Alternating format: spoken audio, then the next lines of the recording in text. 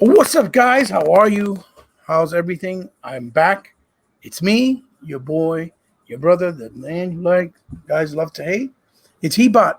And I haven't been doing this for quite some time because, as you guys have been seeing, I am going through a lot of medical situations and issues right now that I'm trying to deal with, that I'm trying to take control of, and I'm trying to figure this out as I go along. Now, it doesn't mean that I'm not here. Doesn't mean I'm not paying attention. Doesn't mean that I'm not aware of what's going on and that I don't care about you guys that have been following me, supporting me, and showing me the love. Absolutely not. That's furthest from the truth. I appreciate each and every one of you guys that have been reaching out to me, sending me well wishes, sending me prayers, sending me love, because even though it may not be as many as I would, as I would see with others, maybe. But I know the ones that send it out to me are doing it from the heart because they appreciate what I do and who I am. And I just want you guys to understand that me doing something like this is not easy because it takes me out of breath. It hurt. I'm in a lot of pain. So I hope you understand that I'm doing this because I love gaming and I love what I do. I have the passion that never goes away, regardless of how I feel. And because I want to give you guys something to talk about from my point of view and perspective with the people that I like to be surrounded by and surrounded with. Now, you guys see, this is We Got Next. I don't know what episode it is because I never counted it as episodes. I just counted it as a regular part of my brand, right? And this is a show that I originally started and intended to do with my boy Dorian, the new legal. And God bless his soul. You know, he's been a good friend through and through. I don't have the time to schedule with him as much as I want to align it correctly. So what I decided to do is when I can do it, I'll do it. If he can join me, he can. If he can't, he can't. I honestly didn't even get to reach out to him today because this was kind of a short notice thing that I wanted to kind of do. But I know he did his own show yesterday with the brothers, holding it down. Fantastic show. I know he did a lot of nice talking about me, which it meant a lot to me, because he's a classy guy, and I really appreciate you, New Legal. I love you, brother. I have nothing but love for you, and I appreciate that you always, acknowledge my presence and what I've done or tried to do for you, and how close and how far we've come so far. Now, I know I haven't been seen also in other places that you guys normally see me in.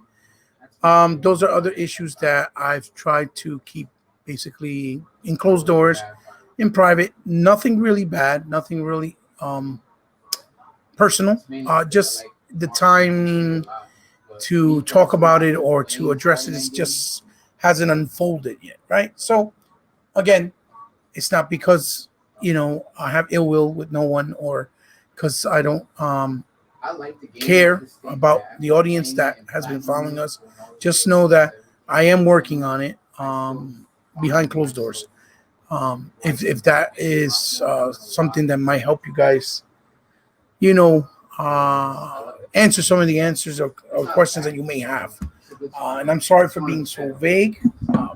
It's just I don't want to give the wrong, messaging, right? So, guys, I have the absolute honor and the absolute privilege to be joined today by some very, very amazing and wonderful people that I've gotten to know on YouTube, through social media.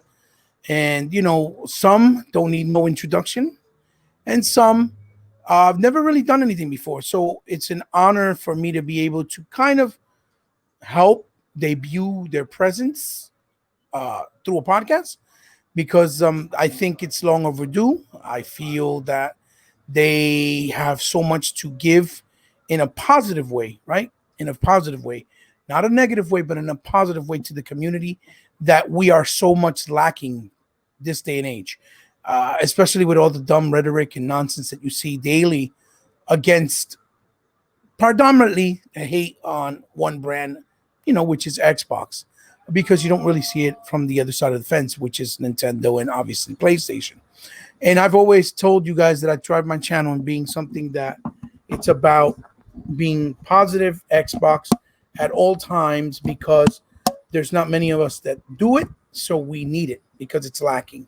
Um, and it's because I'd rather be positive than negative in order to figure out a solution to make things better, fix things that might not be as great in some eyes, or that could be better, just for showing that you care about the brand, right? Not being a fanboy, but being a fanboy of what I like, per se, um, which in this case is Xbox, right? So it's without any further ado that I have the absolute pleasure of introducing the panel members that are here with me today. And I'll start off with my good friend, long lost friend, that's been on supporting me since I started. I can't say and stress enough how much he's helped me behind closed doors, right behind the scenes. And I'm so glad he's able to join me here today. So, Face 114, introduce yourself, brother, and tell Hey, people where they can find you. hey, what's up? I'm Fade114. You can find me at on Twitter, Fade114. I'm on Xbox Live also, Fade114. It's the same thing all around on PlayStation, all kinds of platforms. You can find me on that. Also on Instagram, Fade114. It's an honor to be on your podcast. You know, The um, honor's mine, brother. yeah, I always tell you, you mean a lot to the community. You know what I'm saying? And guys like you need more, you know, recognition and some goddamn respect. You know what I mean? It's all overdue, man. So I try, I'm brother. proud to be here. You know, thank you. I No, I appreciate that. I really do. I mean, I having respect from those that really respect me is enough for me. Everything else, I don't even pay it no mind, to be quite honest with you. But I do appreciate the kind words. Thank you. No And problem. next up, I have someone that I've been trying for a very long time. Well, not very long, but for a while, to get him sorted because it's new to him as well. To come on, and he has been an absolute pleasure to talk to and go back and forth, whether it's on DM or on social media mainly. He's a very knowledgeable. He has a really nice channel that he started not too long ago, but he deserves to have more subscribers as well. He's been working diligently doing different type of stuff, but it's all positive. And even though it's positive, he still never really gets the traffic, right? So to speak, the traffic that he actually really does deserve. And I'm glad that he took the time out from his schedule to come here for me for a little while to speak. Because I know he probably is busy and didn't really have to, especially in times like this that we're going through so many hardships and things that are not easy for everyone. So he goes under the name of Judzilla on Twitter, but he has a channel called Unlimited Productions, and it's my honor to introduce you to him for his podcast debut. Judzilla Unlimited, welcome, my brother. How are you? Introduce yourself and say where they can find you. All right. Yeah. Thank you for having me on. It's nice to meet all of you. This is my first time really interacting with Spade and Sega Man outside of, say, YouTube comment or Twitter. So I'm really glad to be here. Just a little small correction though that my Twitter name is Jesuszilla. Oh, that's right. That's right. Yeah. Thank you. Yeah. Yeah. Jesuszilla. Yes. It's Jesuszilla. And Unlimited Production One, same as the username I'm using here. You can find me on YouTube as well. Yeah, I'm just a dude that really, really loves gaming on Xbox. I started off real slow doing unboxing videos, collection videos, but when I noticed that there's just this huge negativity towards Xbox, I'm like, hold on, these games aren't that bad. So that's really why I start to make my little opinion videos. That's fortunately getting some traction, and people seem to really like it. Because it's easy to do the clickbait stuff. It's easy to always be negative. Because that's YouTube. That's the internet in a nutshell. So I love to balance it out with more positivity of like, hey, I enjoy. This is what I enjoy. I want to hear you. I want to hear what you enjoy as well, and it's led me to meet y'all. So thank you for having me.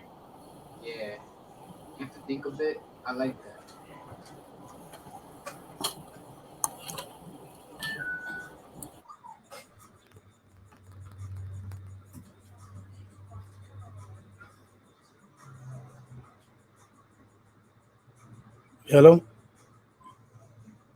Oh yeah, hello. Yeah, we're Yeah, here. What's up? you guys can hear me. I think my mic was not working. Thanks for that, Unlimited. I'm glad that you can join us. I think it's about time. I really think that people need to hear your voice, and I'm glad that um, I was able to convince you to join me because it's not only my honor to be able to be the one to introduce you in the scene, right? But it makes me feel very happy that I can uh, give you the I guess the confidence to come on, or the platform, because it's I know it's not easy, and I know people don't really like that are on bigger parts and that are bigger in the scene don't really reach out to people like you that actually deserve to be part of something, special, or something gaming related, So next I have the legend himself. Okay, a person that is very near and dear to my heart because he is an absolute class act. He is like a brother to me, to be honest with you, since we've talked and we started speaking, just like Sega Forever, just like E-Rock, just like Mr. 100, Dorian. These guys are very close to me in a very different way, personal way, just like my brother Chuck Master, because they, they treat me like family. They don't treat me like someone they met through social media. And I also had the privilege to reach out to him for the first time because I saw that he was on the scene so long, like I've said before, and never got the love that he deserved, or I feel that he's criminally undersubscribed, and he deserves more because he cares not only about the culture, he cares about the community, the industry, and all he ever does is nothing like Unlimited himself. All he ever does is nothing but positive gaming stuff or gaming content, right? Um, and yet people, put a blind eye towards his channel. But if I can do something about it, I will do it until I'm no longer in the scene. So, without further ado, Sega Man, how are you, my brother? Welcome. Tell the guys where they can find you. Hey, what's up, everybody? This is Sega Man, and you can find me on YouTube at Sega Man 101. And it's an honor to do this podcast with these brothers in here, Phase and Unlimited, and of course Hebot. You know what I mean? Hebot is just he's just very knowledgeable when it comes to gaming. Um, and he's been doing this for a long time. I've been actually following Hebot for a very long time, and he just one day he reached out to me, you know what I mean, and asked me if he could do a one-on-one interview with me and to find out more about uh, me and about what I collect and and what I like in gaming.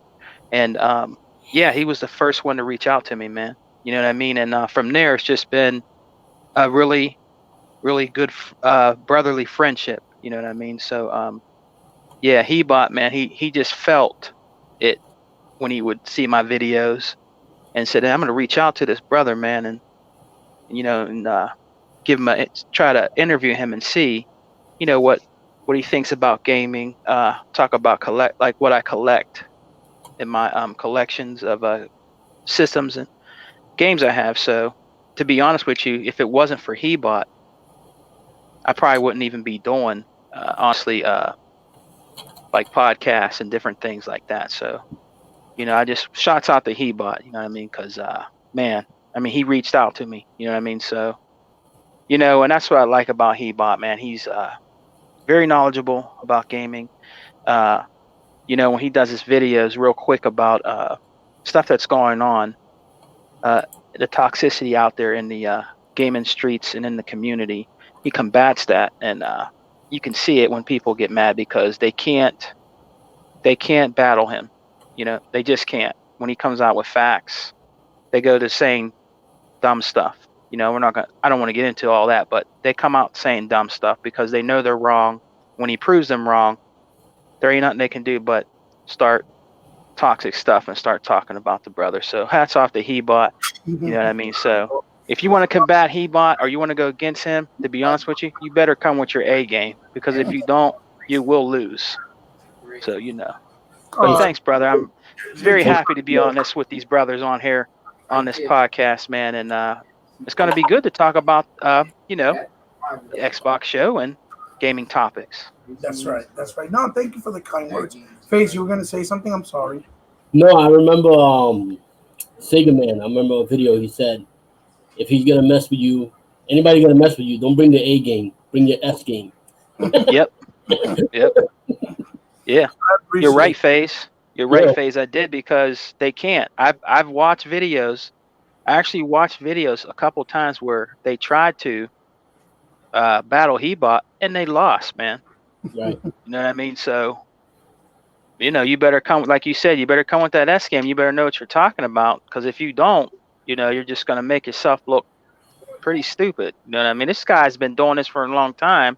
Yep. And he has a lot of knowledge. So, and if you're a young dude in these streets trying to combat, this knowledgeable guy that's been doing this for so long, you're going to lose. You know what I mean? So don't even try. I'm going to be honest with you, Sega Man.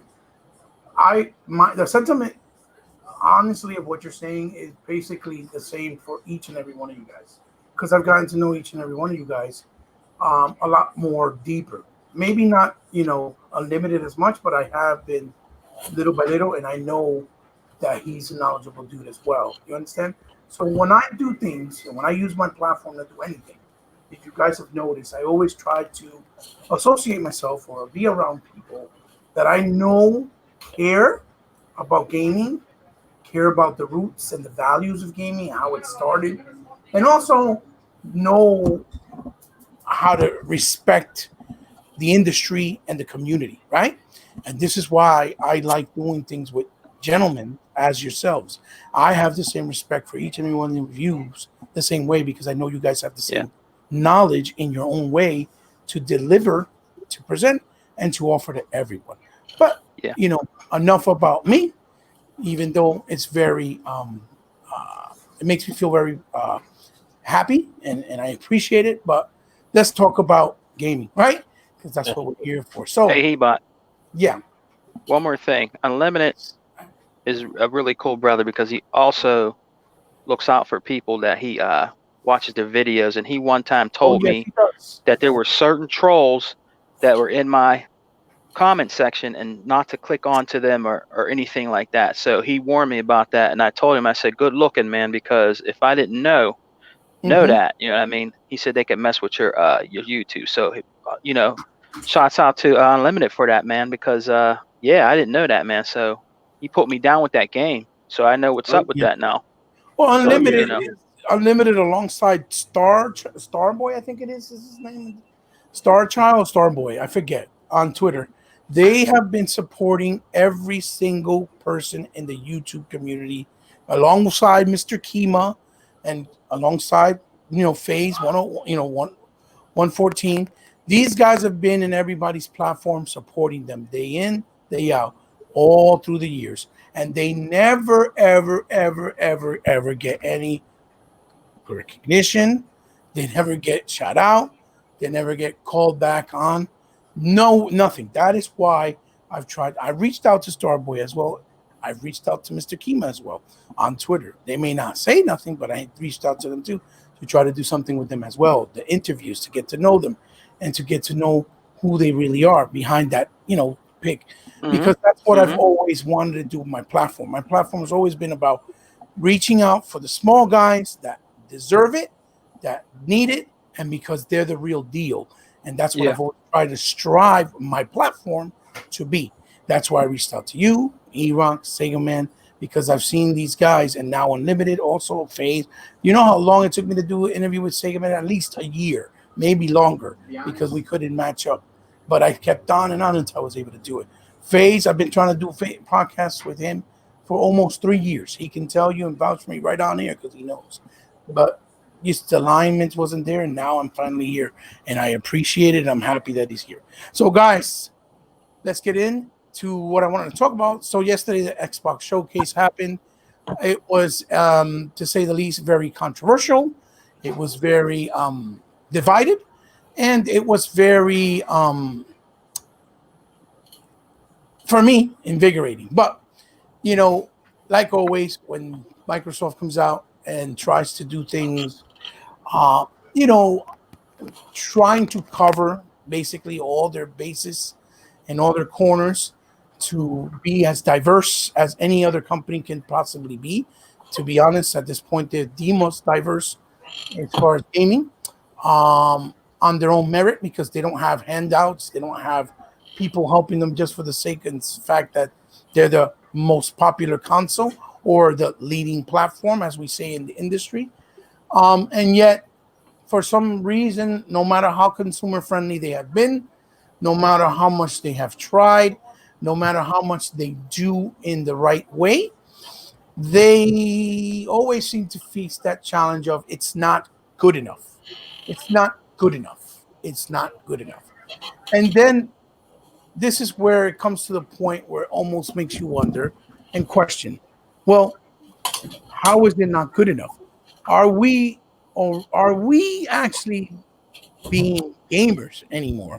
You know what I mean? Are we just to the point where we don't appreciate anything? You know what I mean? Like, why is it that everything has to be so specific or so one-sided, as far as what we get in gaming, in order for it to be appreciated, or in order for it to be understood or respected? Like, I have a real big quarrel with the budgeting of games. Why does games always have to be AAA to be respected? That makes no sense as a gamer. Okay. And it's never Yeah, been like that. absolutely. It's never been like Yeah, that. So I'll start you're with right. you, Priscilla, your debut, because I know you have a lot to say. I'll start Yeah. with you. What were your thoughts on the show? What did you like? What you didn't like? And let me know what your thoughts on it. Go ahead, my brother. All Take. right. First of all, the overall show, I loved it. There's the look. I'm the kind of guy I can say that I don't like something without the need to bash it. So the two games that don't do much for me was Tell Me Why and that other interactive movie. 'Cause I've never liked interactive movie games. Like Okay. Telltale Games or Until Dawn. Those games have never been for me. But Okay. everything else, I'm gonna play. State of Decay 3. I've if you've ever seen any of my videos, I just defend the fuck out of State of Decay 2. I love that game. So Right. so State of Decay 3 is right down my alley. Halo Infinite. It's been 5 years since the last Halo game. I mean, Fable's coming. Fable is coming back, y'all. Fable is back. How can you not be excited? And Right. then every single game shown is gone day one on Game Pass. There is a huge diversity. I mean, RPGs, open world, first person shooter, third person, story driven, you name it, it was there. I thought it was great. I'm not seeing, I don't have this negative filter these modern day gamers have where the only thing that gets praised is a AAA photorealistic game. I play lots of different games. I mean, hell, I was playing these demos like the Nine Monkeys of Shaolin demo right now, thanks to It's a great Xbox. game. Yeah, it was a blast. So I'm super positive about it. I absolutely loved it. Uh, I, I mean, geez, there's just there's so much on the show. I mean, we could break down every game pretty much, I'll find something I liked about it. I mean, even Tell Me Why is going to touch on themes that's going to help people who deals with the transgender thing. So there's something for everybody. This was a gamer's game. This was a gamer's game show, man. This wasn't just one game, or this wasn't just because there's more to gaming than big budget photorealistic games. Every game has some form of experience to give you. Every one. And what Xbox showed, I was extremely happy. There are some nice surprises like State of Decay 3. I'm glad Fable is finally officially revealed. I'm glad Crossfire X campaign that's being worked on by Remedy. Remedy does amazing work for all you graphic cores out there who didn't give Quantum Break a try until it was on Game Pass. And I saw you fraud ass Xbox dudes on Twitter who didn't play it until it was on Game Pass. And then you're like, oh, this game is great. Yes, we were saying that since 2016. The game is amazing, Right. but y'all didn't listen. Y'all fell for this stupid. What were people angry about with Quantum Break? I think it was because it was reconstructive resolution. And yeah, that's right. What I told people was that the game from point to point wide, right, from one angle to the other, was still 1080p. It was the middle assets of the game, things like signs and things like. It looks like Ebot dropped. Oh, he'll come back in. Yeah, he'll be back. Yeah, he'll be back definitely. Well, I mean, my point still stands that I thought it was a great show. So, No, definitely, I definitely get that, man. It was a good show, man. It's like, dude, it depends. The conversation is, it depends who you ask, right? If you're gonna ask the gamers, people that play games and play what they want and play what they like, they're gonna like the show. If you got people or donkeys or fucking Sony fanboys or fake gamers, casual gamers that they just want to play what's popular or what, they want to go with the fad or whatever it is, they're gonna find a problem with these things. You know what I'm saying? It's the same thing like, I know like a lot of gamers, we play games for escapism. You know what I'm saying? We want to go into these different worlds, explore different worlds, budget or not. You know what I'm saying? If I see a different game and I see what I like, I can see a game that I don't like and I can move past it and I'm not going to bitch and moan about it because I know if it's not for me, it's going to be for somebody else. I'm not going to go around and bash the game and say that it's trash or whatever, you know what I'm saying? Because it could be, one man's trash is another man's treasure. You know what I mean? Like if I like that game, the next person might like that game. You see what I'm saying? Like, for example, a lot of people was trashing Tetris. I love Tetris. I had freaking Tetris. I was hooked on Tetris. What was it? Tetris 99 or Tetris 100 on Switch. I would play a lot. You know what I'm saying? So it's like, we need to go back to the essence of gaming. You know what I'm saying? People need to go back to that. And it's a shame because it's like few people are cultivating that right now. And it's like it's messing up. People don't realize it, but a lot of this fanboying and battling and stuff like that and bashing games and stuff like that is hurting gaming in general. Overall. You know what I'm saying? Like that doesn't hurt, that doesn't help anything. That doesn't help anybody. Testing. 1, 2. Oh, E-Rock's in here. What's up, E-Rock? Oh man. Hey, what's going on, guys? E-Rock, man, it's finally nice to connect with you. What's up, E-Rock? Shows, man. Hey, what's going on, fellas, man? This new podcasting. I can't hear E-Rock. Hold on. Testing. Can y'all hear me? Unlimited. Yeah, you're clear. I can hear you. Yeah, I could hear everyone loud and clear. Face, can you hear E-Rock? Yeah, I can hear him. I heard him. I can't hear him. So what I'm going to do, guys, is I'm going to leave and come back in. All right. E-Rock, what's up, bro? Hey, what's going on, fellas? I'm chilling, man. It's an honor to have you here, bro. Hey, man. It is what it is, man. I don't know about this StreamYard, man. This joint is problematic. Yeah, it be having more problems than people trying to get their pandemic unemployment.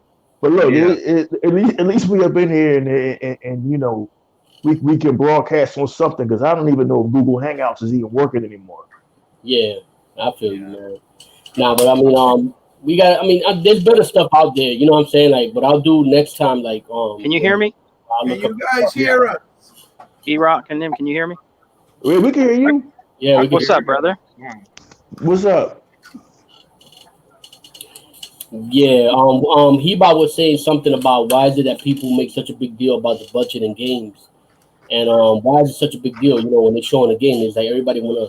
It's almost like if the game doesn't have a great big budget, you know, they automatically shitting on the game. You know what I'm saying? And it's Can not you even. guys hear me? Yeah, we can hear you. The host of the show has left. I'm sorry, guys. Right, we I hear had you. some Man. technical. I had some Hebot, can technical. Hebot? I can't hear Hebot. Oh, okay. You should be able to hear me. Can you hear me? Tell him I can't. Sega Man can't hear you, Hebot. Unlimited. Can you hear me? E-Rock, can you hear me? Hey, Yeah, I can hear you. Yeah, we Hey, can my hear you. brother. Went all right. I Hold think on. we went all right. but I'm about to Tell Sega Man to get out and then come back in. E-Rock. Yo, I can hear you, Sega Man.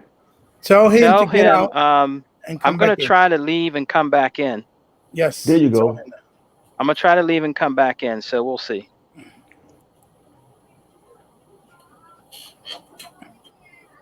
Yeah. Hey, E-Rock, welcome, man. Nice of you to join us, brother. Heba, what's up, brother? What's Hey, going on? just here, man, dealing with some severe pain, and I'm winging it, but I'm trying. Oh man, I hope you feel better, man.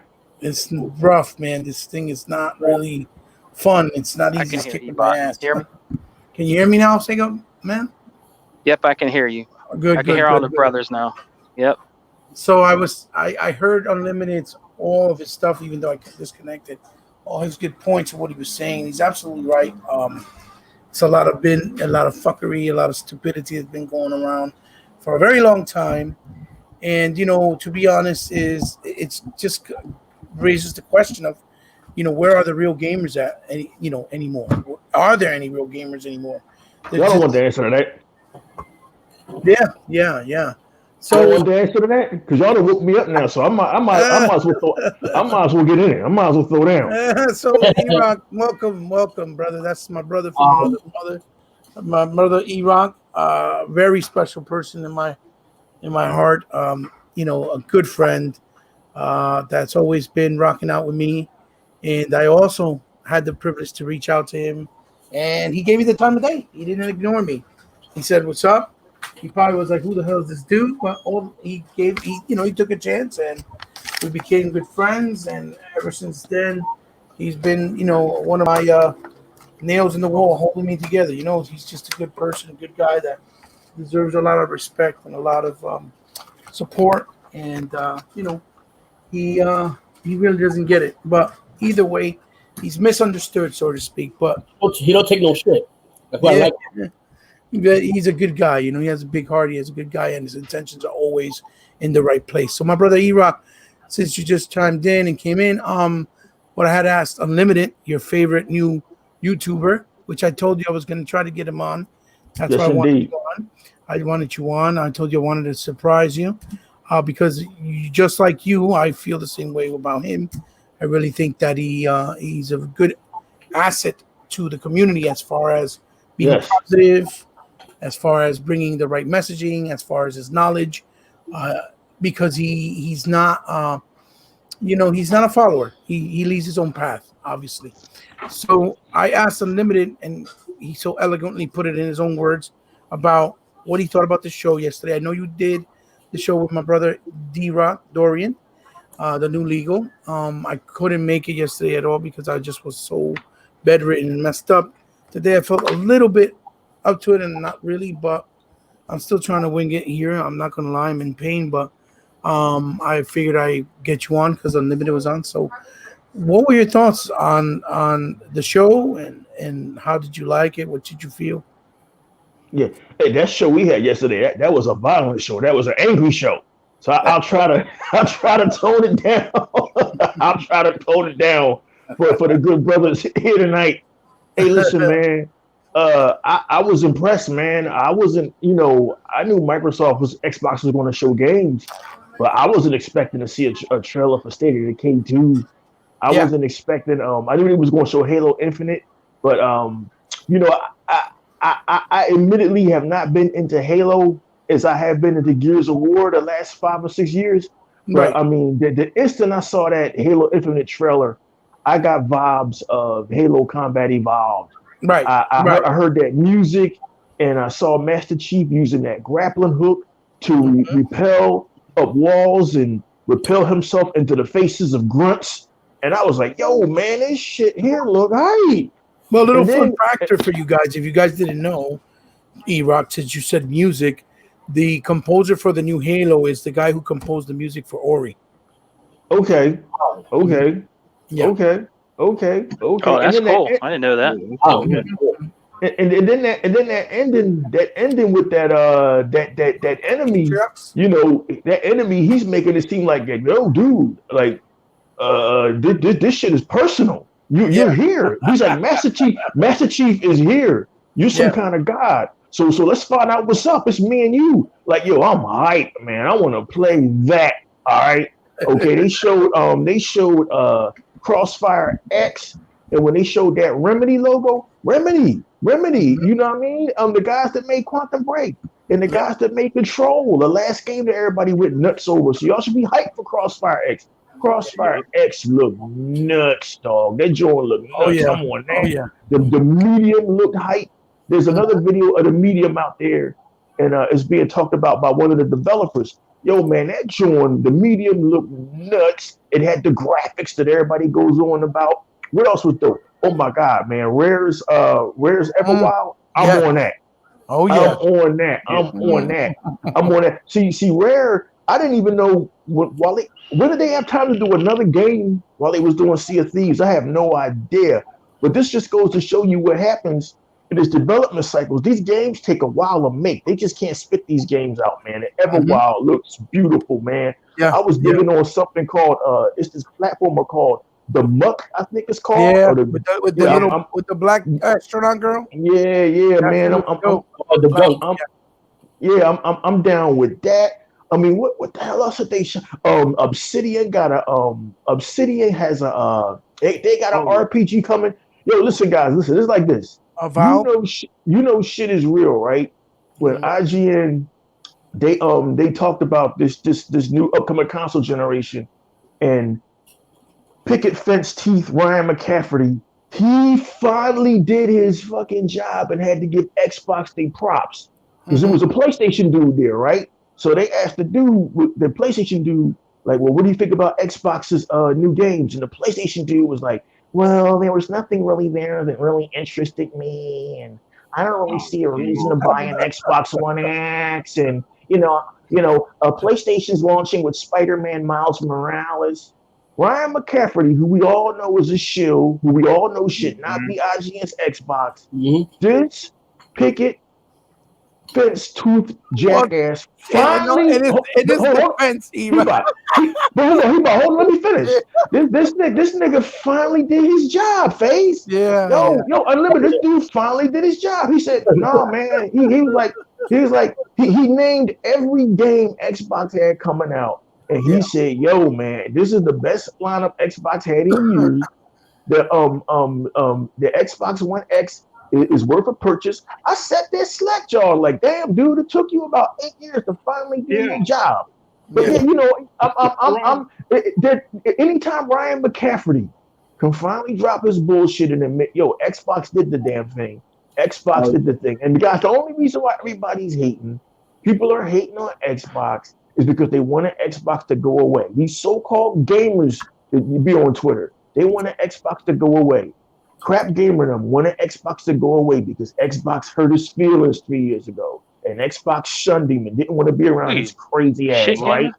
So him and Zaire and all these fools, man, and they want an Xbox to go away. And instead of Xbox going away, Xbox got stronger.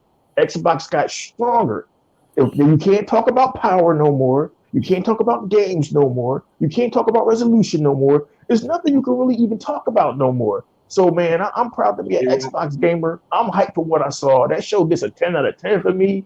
And guess what, guys? Here's what really pisses them off. Here's what really gets they nuts in a fucking bind.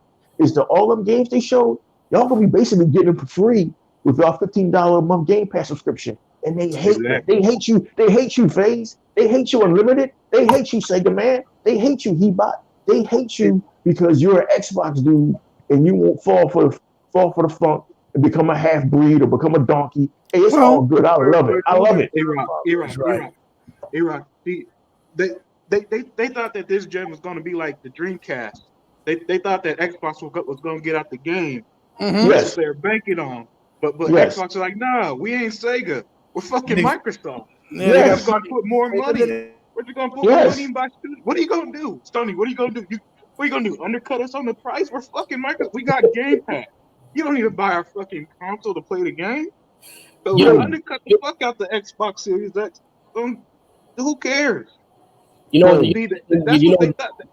that's what they thought they were going to pull. The thing is going to be Dreamcast all over again, and then Sony would be on top, no competition.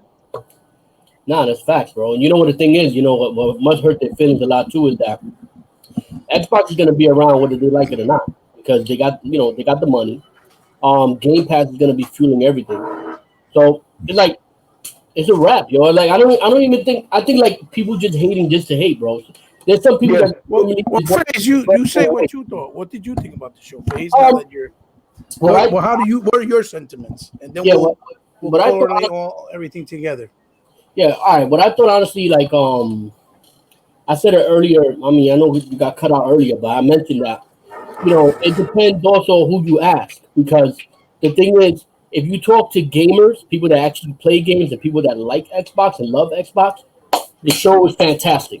But if you're going to go into the show automatically being judgmental, ready to hate, because you knew that people were just ready to hate because the minute they were looking for one little thing, okay?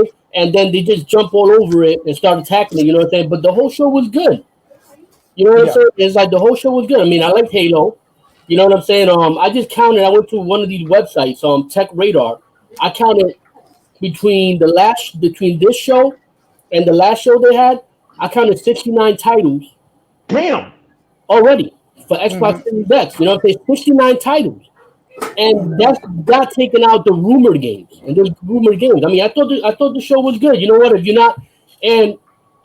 you're a fucking Sony fanboy, right? This show is not for you. So you're not gonna fucking like it. Regardless, it's not for you. You know you're not gonna like it from day one. Yep. Don't bother watching. Your comment is irrelevant. What do you think?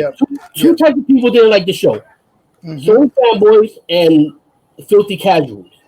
Preach. Right. Okay? Speak on it. If you're a casual, you're looking to be impressed. Right. Oh my God, I want to be impressed. Yo, you know what? This show was for the Xbox gamers. This ain't for you. Don't fucking watch the show.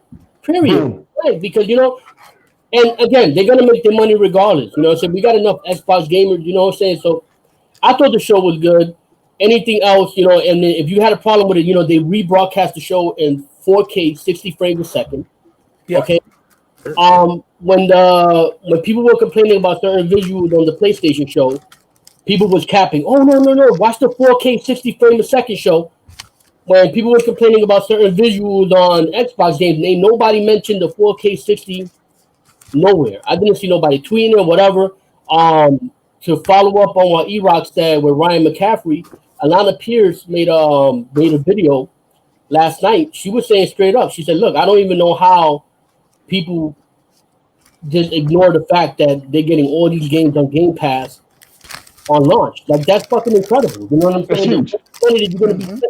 That's something. No one else in the competition is offering anything like that. That news about Game Pass should be like superseding all the games that was being shown. Come on now. Okay, that because you know what, Microsoft don't have to do that. They're a multi-billion-dollar company. They don't have to do that. You know what? They could take the EA route.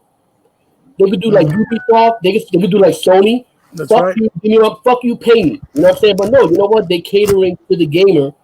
Okay, and this time where we don't even know if games are going to be $70, $80, they offer you a service for $15, and you can play it on your PC.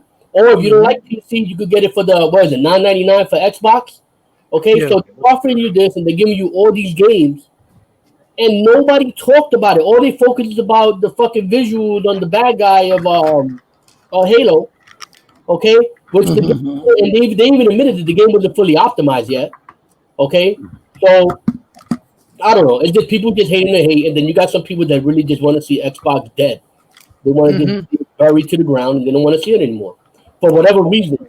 Well, the good thing is that, of course, like every post show, you always get post show information. They did say that the game, trying to be as transparent as possible, they did say the game was running on PC, right? Because more than likely, since the devs are not always at their full maximum potential before the games, come out or whatnot, since the launch is still a ways, it probably wasn't. Yeah, we can hear you, Sega Man. There probably wasn't fully optimized. Is Faye still talking? No, Faye's not talking. I'm talking. Yeah, you can hear me, Sega Man? I can't hear FaZe if he's talking. No, FaZe is not talking. Can you hear me, Sega Man? He about talking. Yeah, I can't hear him. Tell him to come in and out. I think he got a delay. Hey, yeah, he probably did. Yeah, the police cut his mic. They said, "You out of here, bro. Get out of here." They don't want to hear what you got to say. They cut his mic. They cut Hebot's mic? No. Sega Man, come in and out. I'm going to leave and come back in. Yeah. Hey, leave and come back in, Sega Man. When you guys hear him do that, positivity. Yeah, right. When you guys hear him do that, tell him to come in and out because he can't hear me talking. Yeah, he might have to turn off some stuff, or he might have to if he's on the phone, he might have to gotta go operate Wi-Fi. That. Yeah, Wi-Fi. Yeah.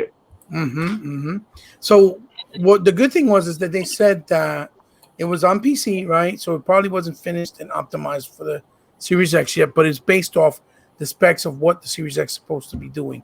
It's not fully optimized. It doesn't have ray tracing still yet in it because all that stuff is new technology that's still not really available even on the PC structure as far as full-on ray tracing, not little subtle ray tracing technologies or techniques, actual full-on ray tracing. Because why we got to explain this shit to these jackasses? No. I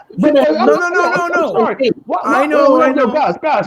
Why do we got to explain this shit to these jackasses? Well, did they have to explain why Horizon Zero was on? Just show with a cinematic video? Did they got to explain why they getting hyped up over fucking DLC being 60 FPS? Why we got to always explain ourselves? Man, fuck well, them. I mean, I don't see it. I don't see it as explaining. I see it as more as educating because there's a lot of stupid. They don't want education. They don't want education. I was telling Limited Productions earlier today. I said, you know what, Xbox fans, you know what, people shit on the Nintendo fans, but we got to take a page from them and just like whatever the hell fuck we like. Yeah. You don't like what we like? Whatever. Yo, we're not paying attention to you. We're too busy playing Halo. I don't got time. We don't got time for this nonsense, yo. Like all of that is a distraction, bro. It really is. Right. If you ever notice, the more you get into arguments with these people, then they start tagging major figures. Right. And then they got something to write about. Something negative to write about. They keep expanding. And at the end of the day, all of this stuff, when we go back and forth too much with these people, you're gonna end up hurting the brand. Boom. Right. Well, being negative never helps the brand, obviously. Yeah, but it's like they're looking like, oh my god, you guys are so fucking happy. But we follow the energy. All we gotta do is fucking play our games, showcase our games, the best games that we have. If you don't like it, it's too bad, because you know what? This is an Xbox game. This ain't a Sony game. This ain't a Nintendo game. I don't care. You don't like State of Decay? I don't care. I like it. Thank you. We got people. We got proof. We got 15 million people that are engaged in this game that prove otherwise. Thank you. That you're saying on Twitter. Okay? Right. And if you don't like it, play State of Decay on multiplayer. I guarantee you your feelings will change when you play State of Decay on multiplayer. Because that game looked fantastic. Yeah, it's a lot more fun when you play with other people. Absolutely. It is. Yeah. I mean, the trailer looked like FaZe going in, man. Go ahead, FaZe, give it to him, man. You know what I'm saying? The trailer looked great. People stirred up hating that they show trailers, right? All of a sudden, trailers matter.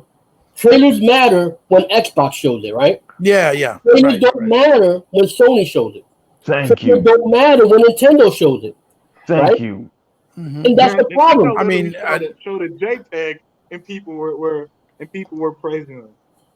Right. Well, Nintendo showed just a background is in black, and it's a Breath of the Wild 2, and the whole world went crazy. So, I mean, that's very indicative of the differences in the situations and how Xbox is held to a higher standard than anything else. Absolutely. There's only absolutely. there's only one. I'm sorry, excuse me, guys. There's only one Nintendo dude. His name is Mr. T. He's the one Nintendo dude I follow. Mr. T said that Nintendo fans should not be sitting there and accepting this mediocrity. He finally stepped up. Right. Yeah, the Switch has been pretty lackluster to say the least, but they won't admit that. They won't admit it. They won't admit it. But the thing is, they're not giving that energy. Yeah. Because the thing is, at the end of the day, that's like a dude that got an ugly girl, but she got good pussy. You know, like, yo, that girl. I don't give a fuck. You're in the bed with her. Yeah. Right. I'm enjoying it. I don't care. Yo, it could be a 2D game. And I enjoy it. I enjoy it. That's it. That's what I like, bro. Yeah. Nobody's talking about. Everybody want to talk about visuals, but nobody. And then they politely ignore. If you notice that fucking video they did with the controller, that Sony controller that they did, the fucking thing had a 7-second delay. They was fucking crying about SSD and bragging about all this bullshit. They have a game that's built into the system. Right? Again, copying your Master System because they used to fucking put the game built in the system, but that's a whole nother conversation. Right. A game built into the hardware has 7-second delay, and then you complaining about now you don't talk about that. Conveniently, you don't talk about that. Yeah. You want to talk about textures. Damn, right? I didn't even know that. Yeah, man. Yeah, look at the video with your boy. What's his name? The guy that Jeff Keighley. Jeff Keighley.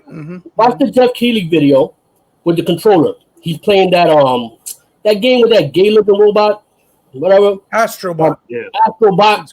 He's playing Astrobot. It's basically a demo to show you what you could utilize, what the features that the controller has, and what kind of how you could utilize it. It's basically a tech demo is what it is. With a tech demo into the hardware. Everybody can game and they have a 7-second load screen. Yeah.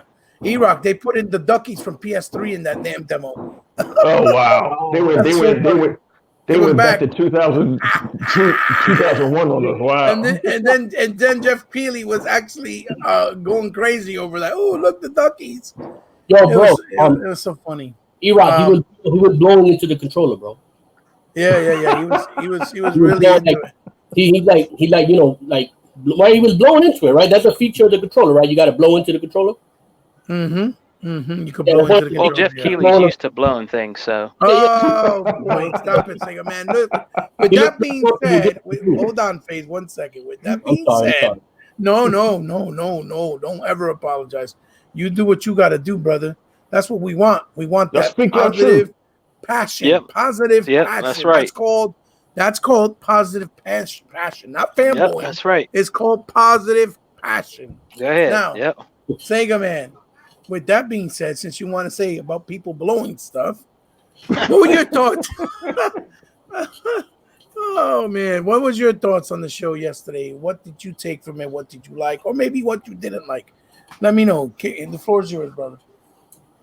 All right, brothers. I watched that show from beginning to end. Even with Jeff Keighley, God, it was hard to get through that.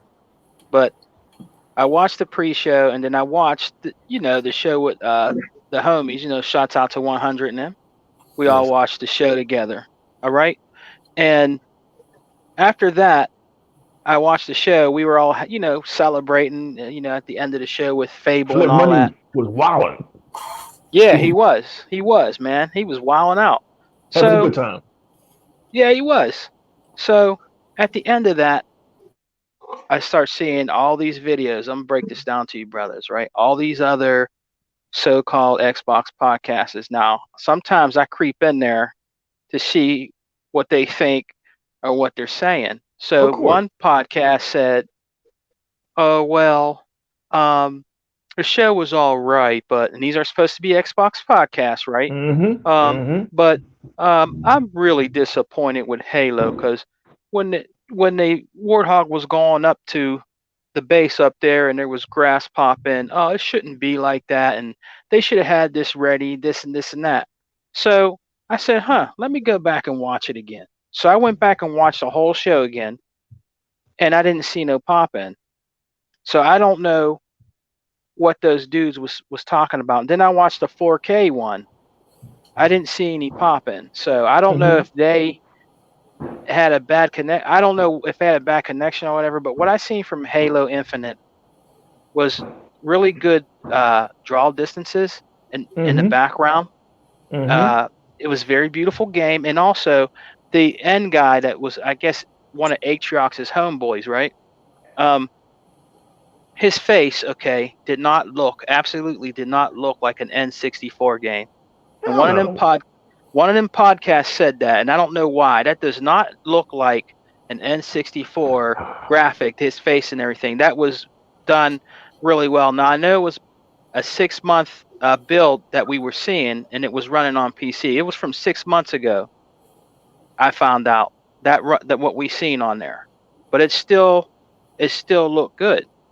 Okay, but they run with this narrative, about old grass popping. The Atrioc guy looks like a Nintendo 64 game. But yeah, then they go, yeah, but I did enjoy the rest of the show.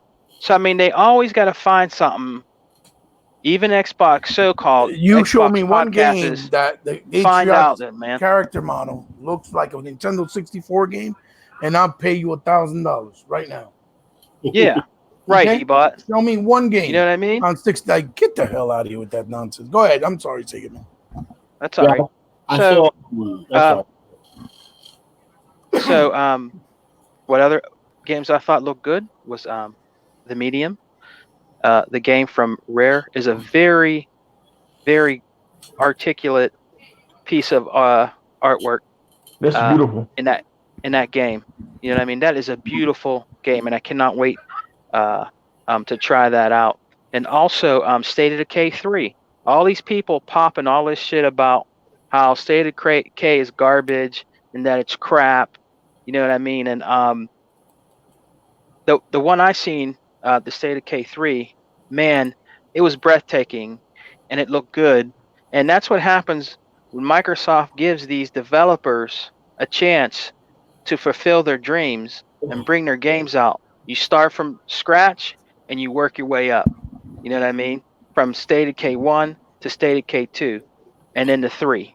You know what I mean? They reached out to them and helped them achieve their dream, which was State of Decay 3 and the other ones. And that looked really, really good also. And what I'm real happy about too is that we're getting a lot of really awesome games in Welfare Pass. You know, because everybody's saying that it's called Welfare Pass, right? Fucking haters. And it's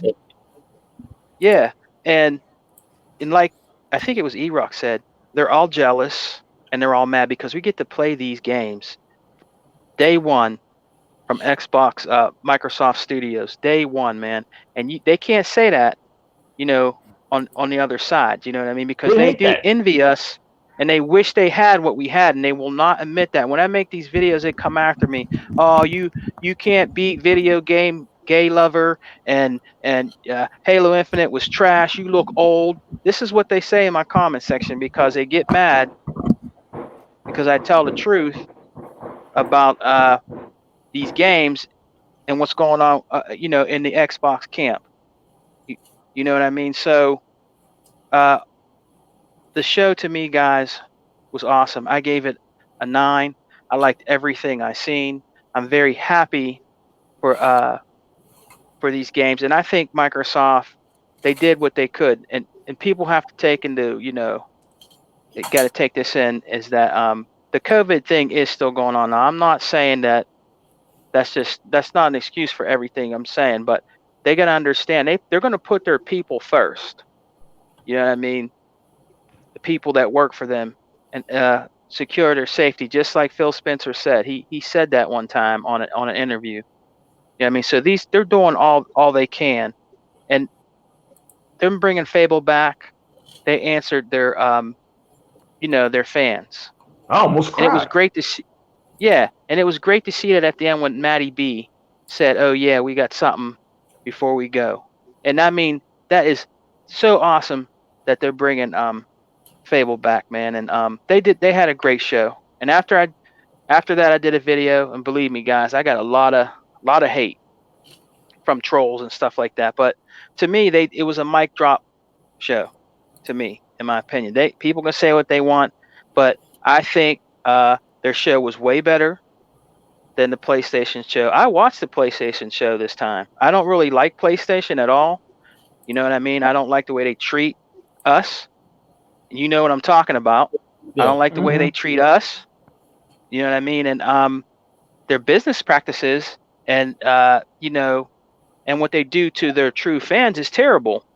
You know what I mean? And it was way better show. I think Microsoft knocked it out of the ballpark with this, man. And even Matty B said there's more to come. He said there's a few more months. There's going to be more that we're going to be showing you. That's crazy. So I thought it was great. There was nothing, honestly, that I didn't like. There's To be more. honest, brothers, there was honestly nothing that I did not like that they showed. Like that game called, what's that game called? With the black girl, was it called Mud or The Gunk. what was that called? The Gunk. The Gunk. Yeah. Mug? No, the Gunk. Like, I can't remember. Gunk. Like Gunk. You know what I'm talking about? Yeah, the Gunk. Ebot? Yeah, it's The called Gunk. the Gunk. Yeah, the Gunk. Can you hear me, Sega Man? E-Rock, is Ebot talking? Yeah. Yeah, he's talking. I think they're trying to cut your mic, man, because the ponies, you're talking too much logic. They're trying to cut your mic, brother. It's over. Yeah, it's over, man. They're trying to kill. Can you hear me? Yeah, I can hear you. I can hear you.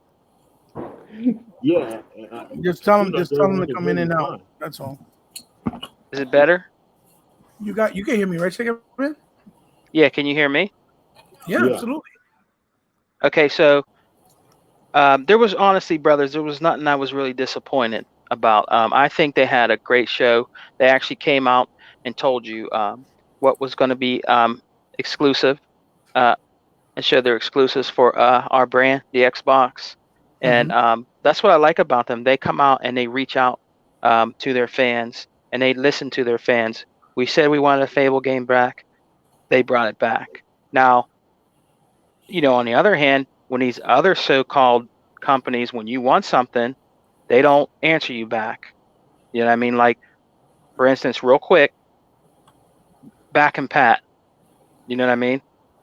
Back and Pat games. You know good and damn well that company can make 1, 2, and 3 games back compatible on their system if they really wanted to. Well, I mean, it's more expensive in their case because of the different architectures, and that is something that you need really good engineers, and you need a lot of money for that. And believe it or not, and that's why Sean Layden, I believe, said that, and even Yoshida, way back in the beginning of the generation, something like back compatibility is hard and pricey. So they don't have a lot to, flexibility when it comes to their purse and pocket to do those type of moves. Because if they do those type of moves, then they don't have money to put towards their big AAA style games that they spend more money for the mocapping and the capture modeling to make it look like movies in their games. Because that's expensive. Even though they're a movie studio, they have access to it. Because if you look back at the featurette from the creator of God of War, when he was talking to the actors, they said that every time they did a take with the guy who played Kratos and the little boy, it was a one-time, a one-shot deal. If they messed up, that's it. They had to move on to something else and change the dialogue because it wasn't something that they had access to freely because it was expensive. So when he told them, no, you can't mess up, that game barely even made it out. It almost didn't even make it because Yoshida and the people at Sony weren't happy with it. For a long while. I mean, that's why it took them a long time. You got to see the featurette with Cory Barlog. It's very interesting when you see what he went through. But so anything else that you like that you want to say on Sega Man? Nothing really much else. I just was very blown away by these games that they're bringing, man. I mean, like I said, I was very satisfied with the show. I thought they did a great job, and in my book, they get a 9. You know what I mean? Phil came out and was talking to, telling you, and also I really can't wait also for Forza. Now Forza, is the best racing game on the planet. You know what I mean? And No that questions asked. new Forza, you know Oh, what I'm yeah. saying? You're going to see the power of the Series X in that Forza game, no Mhm. doubt. You know what I mean? So I cannot wait. And people were complaining about that. Oh, I wish I could have seen gameplay instead of seeing them in the garage and the cars going around the track. I mean, they had to find every. They showed you gameplay. Second, man. I'm sorry. I don't mean to cut you off, brother. No, go ahead, brother. Go ahead. When have Turn 10 ever lied? They Right. ain't never lied. Right. Whatever they showed you, you actually played like a year later. They ain't never lied. Mhm. No, right. They deliver all the time. Plus, Yeah. when they showed, Yeah, you're right. You're right, car E-Rock. highlights. Plus, when they showed the car highlights, it said all in-game footage Hey, you know what? Yeah. and engine. So that's what their goal is, right? Now, you're done, right, Sangaman? You're done with your thoughts? Yes, Hibot, brother, I'm done. Yeah. guys, I wanted to point something out too. Go ahead, Face. Go ahead. When they showed Spider-Man Miles Morales, right? Everybody's making such a big goddamn deal. Oh, Black Spider-Man, right? The social justice warriors and all this other bullshit, right? Right. They have Xbox showed 3 female black protagonists in video games. Yes. Come on now. Yeah. Okay, not a motherfucking word. No praise. The lesbians ain't talk, the gays ain't talk, the blacks ain't talk, the Latinos ain't talk, nothing. Okay, 3 games. Let's not forget, Faze. Let's not forget that Tell Me Why, right? It's Right. a story about a kid that was a girl that wound up being a woman. It's about Right, what's up, dude? Like no one spoke about how much no one says anything. They're giving people look. It's like yo, bro. It's like you know how you ever walk in a room full of haters Mm-hmm. and you got everything to the T. You got the Rolex, you got the fucking car, you got the sneakers, you got the clothes. You good to go. The haters ain't saying nothing. They provided something for everybody. Yeah. Okay, Yeah. something for everybody. That's why I said earlier. It depends who you are. If you're a gamer, and the whole thing, the hobby of gaming is about going to different worlds, experiencing different worlds, escapism. That's right. Come on now. It's about escapism. You could go to any world you want. Yeah. I'm going to the NFL in an hour after we finish here. I'm gonna play with the New York Giants. I'll do what I want. You see what I'm saying? They provide something for everybody. It's like I don't see why. It's to the point where you know what? If you're complaining, you're just a hater. I ain't paying attention to you no more. It's a wrap. Just play your game and shut down. There's nothing there. There's nothing else. It's a joke. It's a joke. And they're really looking stupid at this point. It's a joke. Phase. This is the thing, man. This is the thing, man. You know what I mean? I was retired from this, man. I was retired from this whole podcasting thing. But I saw Sega Man, the most soft-spoken brother who I want to meet one day, the most soft-spoken brother get into the fray. Then I saw Unlimited One Production, who, he was always in my comment section, right? I said, man, this guy, he's knowledgeable. And, he does his videos and he's very soft-spoken. I saw him getting into the fray. Then I saw the general getting into the fray. And, Dorian was always in the fray. They labeled him an extreme Xbox. They don't even want to deal with him. He's so extreme. So I said, you know what, man?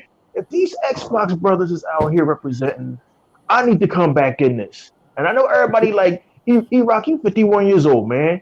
You want to making these videos. You don't need to be doing this. I said, man, you know what, man? I'm going to support my Xbox brothers. If you don't like it, go to another damn YouTube channel. You hear that passion coming out of FaZe's mouth? You hear that passion coming out of Unlimited Productions' mouth? You hear that passion coming out of Sega Man's mouth? That's why I'm back. Because these dudes, they picked up the banner. I'm at the bottom. Don't nobody deal with me. Let's be clear with everybody in this panel. With everybody in this panel here, we're over 300 years of knowledge, or about 300 years. Right. They're damn straight. But FaZe. We're not young bucks. We're not young bucks. FaZe. Think this Hebot. We'll get back to what FaZe was saying. FaZe. We know who these guys are now. It's no more subterfuge. It's no more bullshit. We know they lame. We know they don't game. Like you said, we know they casuals. We know they following the pack. And that's cool if you want to follow the pack. If you want to follow the pack and play everything that's hot, we cool with that. We don't care. Listen. as much as I hate PlayStation and PlayStation fans, and I really do, that's not an act. That's 100%. I'm not acting. If you can't tell in my videos, I'm not acting. That's real. I hate them. I hate them. That's real. But it's like the new legal said, we know who they are now. We recognize them now. It's no more disguising it. Y'all just straight up haters. Y'all not gamers. Because any gamer would have seen that Halo video. Look, man, me and Mr. 100 got into it because I said, yo, man, the coalition, they put that foot up in 343 Studios' ass, and he came at me. He's like, yo, dude, I'm a Halo dude. Don't speak that garbage up in here, E-Rock. I said, all right, homie, I ain't know it's like that. My bad. But look, if you saw that Halo trailer and didn't get goosebumps, I didn't think I still had them kind of emotions in me about Halo. See, it sparked that gamer in me that I want to pick up that gun and pick up that grappling hook and kick some Covenant ass. You understand what I'm saying? Yeah. So we know who these guys are now, Unlimited. We know who these guys are now. There's no need to even, we can discuss them. We can talk about they donkeys and jackasses, but they identify themselves. Oh, man, the graphics. Oh, man, Xbox is so. How can you be mad with a company showing 22 games? We already know it's going to be about 20 games at launch. And y'all hyping up your launch lineup is DLC. What's wrong with this shit? Exactly. What's wrong with this community? This community is fucked sideways. That's why Xbox guys, we got to stick together. We got to do what y'all four guys did tonight, and y'all came together like Voltron. Y'all sent me a link. I was ready to go to sleep, but FaZe hit me up. I said, yo, man, let me go see what these guys is talking about, man. Let me, these are the new jacks on the block. These are the new Xbox soldiers. I got to come in here and represent. I got to come up here and back these dudes up because y'all the guys that's going to carry this shit to the next generation, and it's going to be contentious. So I hope y'all ready. I don't even know if Unlimited One want to even be part of this shit, but these ponies going to come at y'all every day because they hate you. They hate you because you got the best console experience, and don't nobody want to talk about it. That's how whack shit is, bro. And me and Heba lived it. This is the most whack generation we ever saw. Because back in the day, everybody gave Sony their props, everybody gave Nintendo their props, everybody gave Xbox their props. It was only the Sony fans who were celebrating when Dreamcast went under. We weren't celebrating. Exactly. We was upset. Come on now, speak your truth. Don't be afraid. I grew up a Sega guy. Started with the Sega Genesis. What was the console I started on? So shit, man, I was fucking heartbroken when the Dreamcast was discontinued. And you was forced to buy a PS2. You was forced to buy a PS2, bro. It was PlayStation fans who purposely didn't support the Dreamcast. I don't suffer from short-term memory. I remember those days. I remember how specifically the PlayStation fans. That was the first time I ever seen gamers sabotage another console, and I'm like, hold on, what? How the fuck can you call yourself a gamer and you're ignoring all the gems the Dreamcast had, like Power Come Stone, on now. the sports games? Like those sports games were innovative. Soul Calibur. Yeah, Soul Calibur. That was a game changer when that first came out. Soul Calibur. Dreamcast had many gems, yo. A lot of gems, yo. Mad good game, yo. Yeah, the Dreamcast, incredible console, purposely sabotaged because a whole fucking fan base wouldn't touch it because the PlayStation 2 was coming out the next year or some stupid shit. Yeah, no. They always give some stupid excuse. No, it's a DVD player, or they'll come up with something. Or you also know something. Instead of them saying, okay, they can show something really, really good. Oh, you know what? But I'm going to just wait out to see the first wave of consoles to see if something happens. It's always some It's always some excuse. Another thing about Halo, if you're a true gamer, right, and you see a Halo trailer, even if you don't like Halo, you should be happy for the culture. Yeah. Because you know what the game represents. You know the history of the franchise. You know what it's about. And you know that, you know what, whether you like Halo or not, it make gamers happy. And that's a large portion of Halo games. I like seeing old IPs. The IPs have longevity. I like that. I see like, yo, what? You know what? Wow. You know what? I like, I ain't played Breath of the Wild. But when it came out, I said, you know what? I like that. That's good for gaming. Damn straight. It's good for gaming. It's good for the Zelda fans. You know what I'm saying? It keep the culture going, man. It keeps somebody make no videos. Yeah. So it's like it's what it is. Like, let me tell you something. I've been supporting a lot of this. I've been in this community, in the gaming, in in this console war community for a long time. But it's just this generation, I just got so frustrated, man. I said, you know what, I gotta start doing videos because I had enough of this bullshit. You know what I'm saying? Like it's just dumb. Then you know what it's like. I remember when we first this community when you had a disagreement. If a gamer had a disagreement with another gamer, or you didn't like a game, and you guys were at odds, you do a podcast and you debate, and then you have a YouTuber on the show. You give your points, he give his points. There's a mediator in the middle, and that's it. It's squash, beef over. No Twitter, no freaking. It don't go on and on and on. It's over. That's it. The better gamer won the argument. You prove your point, and then if worst comes to worst, show your fucking gamer tag, show your gamer score. That's it. Conversation over podcast, and that's it. Okay. All right, FaZe. Go ahead, man. Go ahead on in, man. Back in the day, bro. I remember when I used to be in. I don't even want to mention the group because I don't want to give them no shine. But I remember when I started out. I started out from the days where Fat Gamer, Blazing Phoenix. You know what I'm saying? Racist gamer. Let me tell you something. When I remember freaking matter of fact, Fat Gamer introduced me. He was my first link into the groups and stuff like that. And damn, God forgive me, I'm no shade to Zaire, but he was like, "Yo, don't fuck with this guy. Come to my group." And then I was like, all right, you know what I'm saying? But that's a whole nother topic. I don't, whatever. Right. But I went to that group. But even the point that I was getting to, even with that group in the early days, okay, people will argue, boom, boom, boom, boom, boom. Yo, I don't like this game. Yo, let's take it to YouTube. Let's do this debate right now. And they'll do the debate. There you go. They had a YouTube channel on Hebot because Hebot was there back in those days. And I remember back in those days, yo, like I said, I go way back. And you do your debate, and that was the end of it. You move on. You still had your PlayStation YouTube channel. You still had your Xbox YouTube channel, and that was it. You move on. Okay. Nowadays, everybody want to gang up. Everybody want to just keep talking crap. They'll even lie. They take pictures. They fucking alter it, and they'll post it like the thing is bad. Yo, it's retarded nowadays, bro. I remember when New Legal was in that group. I ain't even gonna give him no shine no more. He was so dangerous they had to kick him out the group. Oh yeah, they couldn't deal with him. Come on. But they did it to me and him.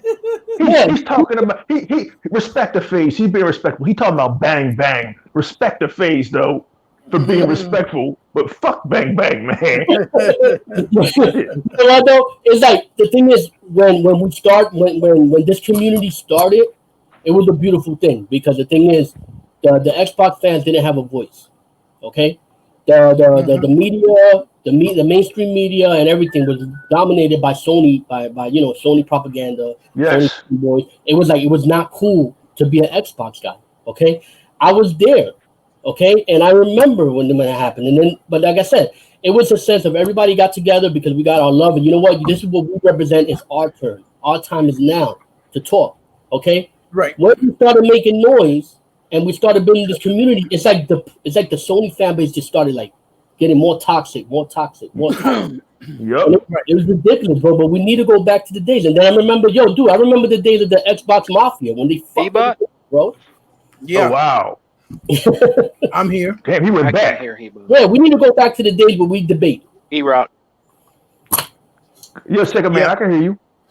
Tell Heba I can't hear him, man. So I'm gonna go out again and come back in. Just let him know I'm going out and tell him be that's back fine. in. Okay, I got you. All right. A lot of these fanboys, if it was the way it used to be, they wouldn't survive. They wouldn't survive with any one of you guys. It's not gonna go back though, man. It's I hate to say it, man. It's to the point now where it's no going back. We're only going to get back to gaming once. I hate to say this, man. I hate to say this, but I'm gonna say it. It's only gonna go back to us gaming once Sony's out of the picture. Because once Sony's out of the picture, the gamers can calm down again. They can calm down again and get back to gaming. I hate to say that, but that's what we got. You have a very good point, E-Rock. If am I lying? No. I think what was that? Unlimited. Go ahead. Speak. Go ahead. I said no. I was saying the Sony fans drew the line in the sand, so there's no going back. Yo, my man, my dude, thank you. I mean, guys, we tried. Look how they do Hebot. making memes of him, calling him Granny Bot. We done tried to get along. We passed that now. You can't. We like Faze, like you see Faze is drawing his line in the sand. It shouldn't have been that way, but since he drew his line in the sand, I'm gonna draw my line in the sand too. Like Right. I hate that. Like, why can't we all get along? Why can't we game? We've been trying. We I can't. said this a while back. I don't know if you remember, Iraq. I had said that coming into this generation, we have to put our foot down and stop the stupidity, because if we didn't, it's just going to carry on the whole generation on the next generation, and it's just going to get worse. I don't know if you remember when I said that, but I said that a while back in conversations and podcasts, and that's what I meant. I didn't mean console warring. I basically said, listen, we need to do what we got to do, because if we want to stand up and bring the message of what we believe in, the only way it's going to get across is by basically fighting for the brand we believe in, right? And I don't mean fighting because Microsoft pays us. No, I mean putting down the rhetoric and the dumb stupidity that you clearly see from people that either don't even play Xbox, that don't care about it, don't care about playing on it. They're just there to bring it down the best they can, to have people that like Xbox not enjoy it because they know it plays in favor of their brand, right? And then the wild thing is that they'll say that it's us, that we're the toxic people, that we're the ones that console war, because we don't sit down and. Hey, Hebot. Yes. Why the word of mouth is so bad? I've been told long time ago. I used to play. You guys need to hear this story real quick. I used to play. What game was that? Sunset Overdrive with Titanfall Princess. Now, I didn't know her that well when she was on Xbox, but she would always tell me, why don't we go play a fighting game on the PlayStation 4? And I'm like, I don't own the PlayStation 4. And she's like, why? I said, because I really don't like PlayStation. She's like, well, you should get a PlayStation. They have all this stuff. I said, no, I'm not into PlayStation. I said, if you want to play like Killer Instincts or Sunset Overdrive or something like that, that's cool. But then I found out later on, I found out all kind of stuff about her. So I didn't know about her. So I had to let her go. Like, she would talk to me and always want me to play these games with her and stuff on there. But then when I found all the other shit about her, man, I had to let her go. I was ghost. You know what I mean? Because I found a bunch of shit about her. And this is the thing I've always said, because I talked to her personally. I interviewed her on my channel. I'm so grateful that she took the time for it. She's a very nice person, but Nancy. She's also a person, right? Nancy. She's a very nice person, but she's also a person that I think always followed and let herself be told what was right, what was not right. You know what I mean? And like follow whatever she thought was popular, maybe. Because she's a really good, nice individual, and I never would speak bad about her in any way, even though I know a lot of messed up things as well, because me too. To us by people that shouldn't have been exposing her business to begin with. But they did it, and it got to my ear, and that will ever stay with me. But the point of the matter is, it's almost like the PlayStation community, right? And I'm gonna go to that to give my thoughts on the show, because I didn't even get to do that, unfortunately. But the PlayStation community almost acts like a cultist. They have like a cultist mentality. Come on now. Like if they're the Illuminati, almost. It's almost like what it seems like. That if you don't cherish or praise it, that there's a problem with you, because all they see is what's popular or photorealistic graphic games. And hold on. Let me say something real quick. Absolutely, go right ahead. It's not necessarily the photorealistic games. It's whatever Xbox or their biggest competition isn't doing at a particular time. That's true. I've seen that too. Because that PlayStation show had a lot of kiddie games, and they didn't say a word. They didn't say a word. How about when they used to bitch that you had to pay for Xbox Live, but then say word when PlayStation Now started charging you, or PlayStation. Now what they say is how about when they said Xbox need to show games years early, and then bitch when they do show games, but don't say a word when Sony's Yeah. all generations show these Yeah. shitty Speak CGI about it. trailers Speak for about it. games. So it's not even just photorealistic games. It's literally whatever. In this case, Xbox isn't doing. That's what they hate the most. That's what they're going to focus on. No, you're right. You have a very good And, point. Yeah. and the one thing that they do well, and I hate to give them props, is that they know how to attack a fake weakness. Like they can make anything into a weakness, it seems, and attack it to the point that it tricks weak-minded people into thinking, yeah, Xbox doesn't have no game. Xbox, the one with Game Yep. Pass They doesn't know how have to- games. How the They fuck know how does to that- Since 2013. Explain to Since me how you have 2013. Game Pass but you don't have games. Yeah. Please explain that to me. Dude, I don't know how a Game Pass or console, right, that offers you, and you have a good point because you're right. Like, for example, when they started charging for, online, to give a small example and add to what, Unlimited said, now I've heard them go as far as say things like, oh, because PSN Now or PlayStation Network is better than Xbox Live. I've heard them say that. Are you serious? Yeah. I heard that too. Yeah, Face knows. I mean, you've They seen really believe that shit? Yeah. No, They you say believe whatever the Japs tell them. right. That's it. Hey, Faze, watch that. You won't be a racist like me. I'd have been called a racist. Oh, no. I'd have been called a race baiter. Dude, I don't know. A lot of people know this. I was the one that coined the term Jap crap, and then It was you. me. I owe you royalties, bro. Yeah, right. I used the term Jap crap. That was the first one to say Jap crap, and then they started calling me racist. Oh my God, you're so this is so un-American, blah blah blah, whatever. Then they start. I remember that Jap crap. I'm still, we should bring up Jap crap. Let's make that trend again. They'll get so mad. Well, look, And Face, they think there's something wrong with us because we have a problem with them talking about Locke in Halo 5. Then there's something wrong with us. right. You know what I mean? Come on now. Yeah, We want to see Locke in the game. Oh, well, I want to go back to Chief. They make up all kind of excuses, but there's something wrong with us because we want to see a black man as a lead in a big game like that. But there's something wrong with us now. Right. They probably mad. They probably mad because it's a Spanish boy, just a lead in Halo, in this new Halo. I'm like, yo, that's what's up. They are mad. They are mad about that. Well, look. Wow. They're not mad that you want Locke in the game. They're mad that Locke is not on a Sony game. Right. Come on now. Word. Yeah. Word. I can hear you on that. Yeah. That's what it is. Well, I mean, there's not many PlayStation games with actual main characters that are from other ethnic backgrounds. Yes, there are games. Speak about it, Hebot. There's games with girls. Speak about it. But we had that on Xbox too. I mean, Recore, Jewel is a girl, Recore. right? And in Gears 5, they made it all about Kate, right? Kate. Right, Yeah.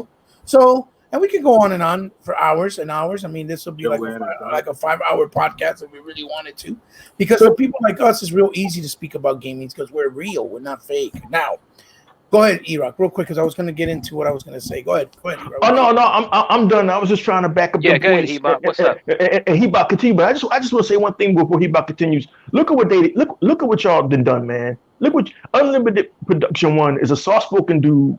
Y'all done turned him into a beast. Look what y'all done did, man. This all your fault. This all your fault. It's man. all your fault. No, I mean, I think what it is, E-Rock, right? I think it's exactly what a lot of people have been saying, what you said recently. You've been saying in a lot of your videos. I think it's just Xbox fans. They're just fed up. They're tired of it. They're tired of the negativity. It's cyberbullying. They're tired of the cyberbullying. They're tired of the stereotyping. They're tired of being called the problem when we're not the problem, right? They're tired of it. And I want to give my thoughts and light on what the show was for me yesterday when I saw it. And there were some really, really high points, and there were some points that I thought were weaker. But what people fail to understand is that a lot of the points of these things, just like having smaller, AAA games at the tail end of this generation, all has, a logical reasoning about it, right?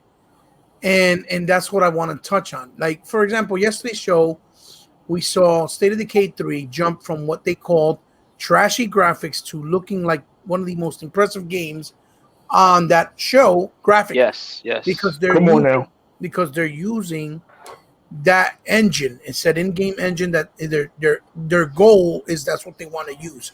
That look and that style. And by the way, the main character looks to be a black girl. We don't know nothing about her. That character was gorgeous. Yeah, very, very beautiful. Everything looked amazing, right? And it was great that FaZe touched on that point as well, because he's absolutely right. You know, the gunk had the little black astronaut girl.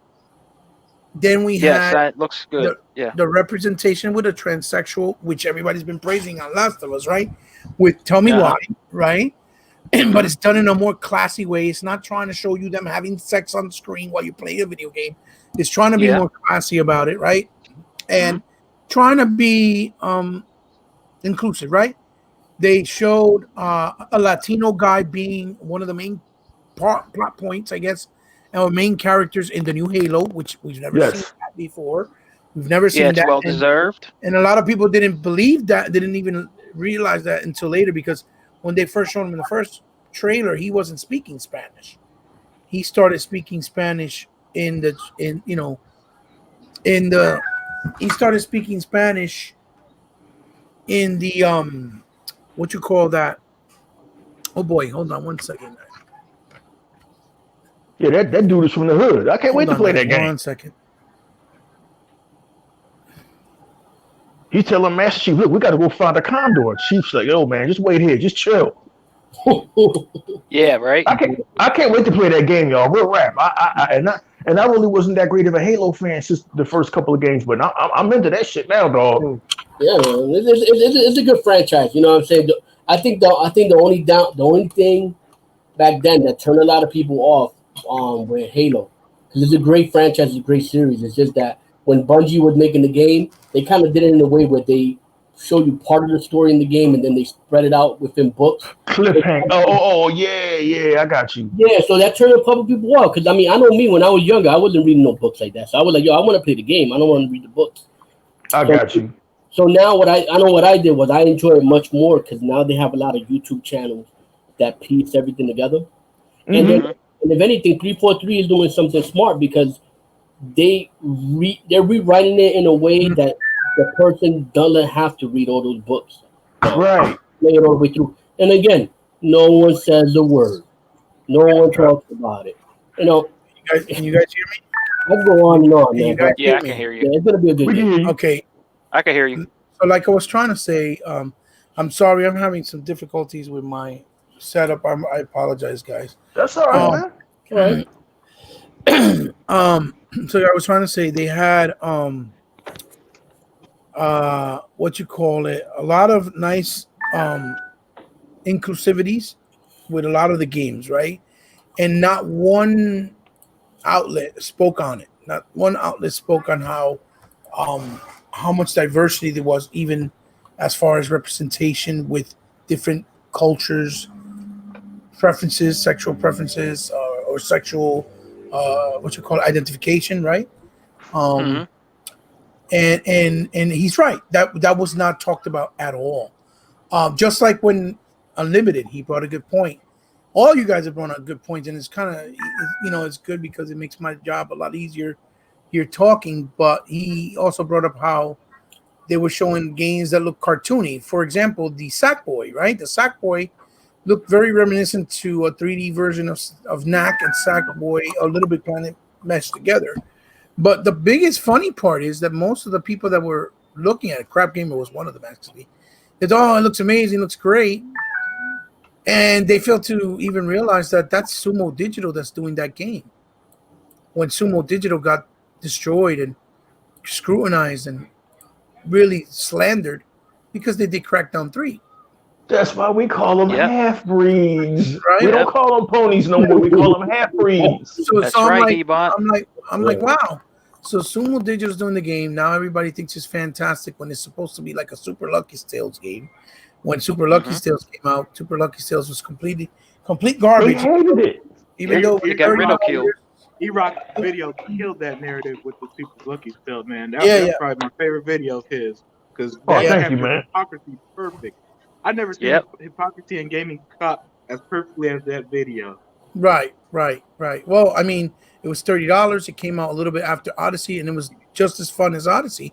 Not at the same quality, obviously, because it wasn't a big budget game like Odyssey, but it was still well deserved, and that's why it was priced accordingly.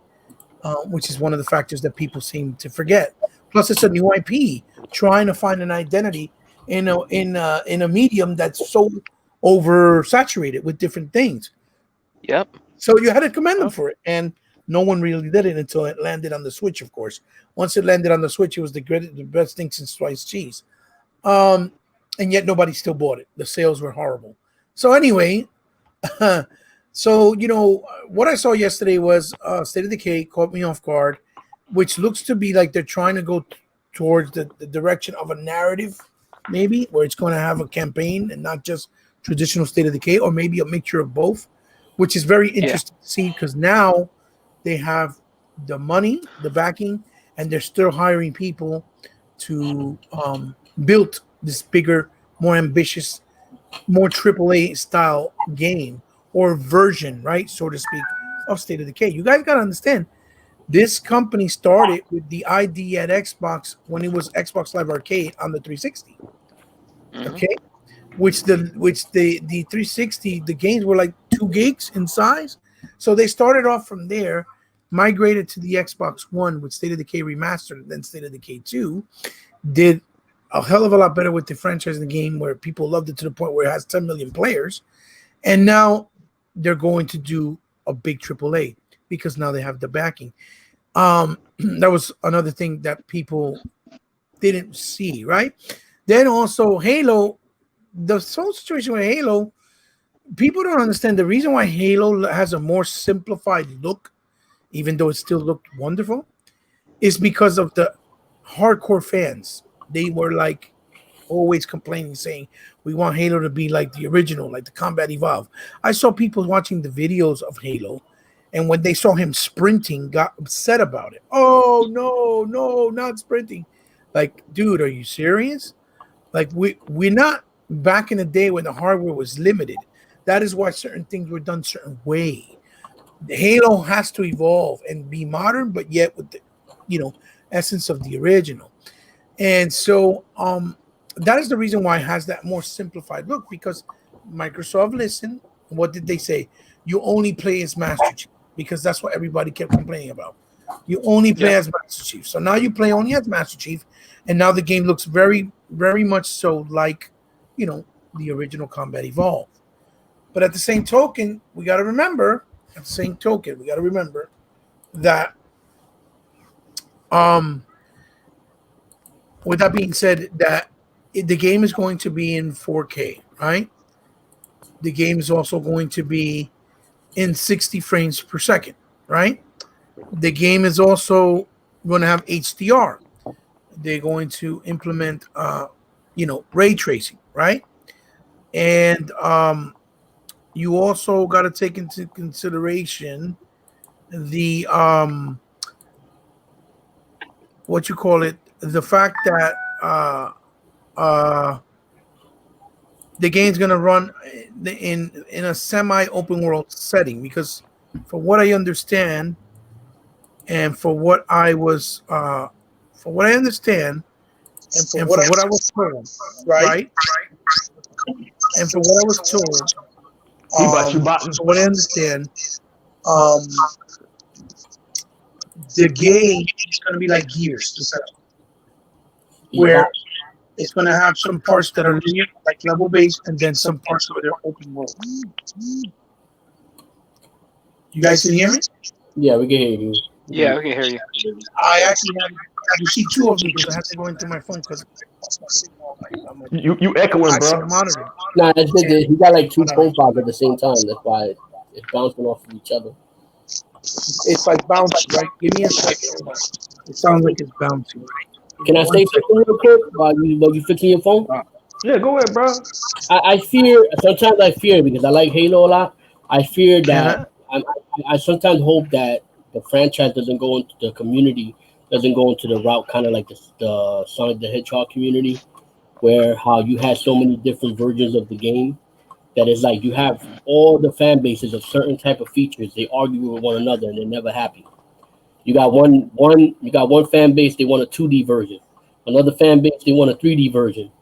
And they can never, no matter what version of the game they bring out, it's almost like you're stuck trying to appease. Yeah. Like Sonic feels like it has a whole bunch of identities, like an identity crisis, because they tried so many different things. Yeah. Right, like you'll have a 3D Sonic game, and then like the 2D fans of the OGs, they get upset, and then you do an OG one, and then the 3D fans get upset. It's kind of like this game is supposed to be like a happy medium for both of them. So if it's a success, then that's a great thing. And I like the approach that they're doing, you know. Right. No. That's a good point. And to be honest with you, FaZe and guys, if that were to happen, right? If that would be the road where Halo went down, right?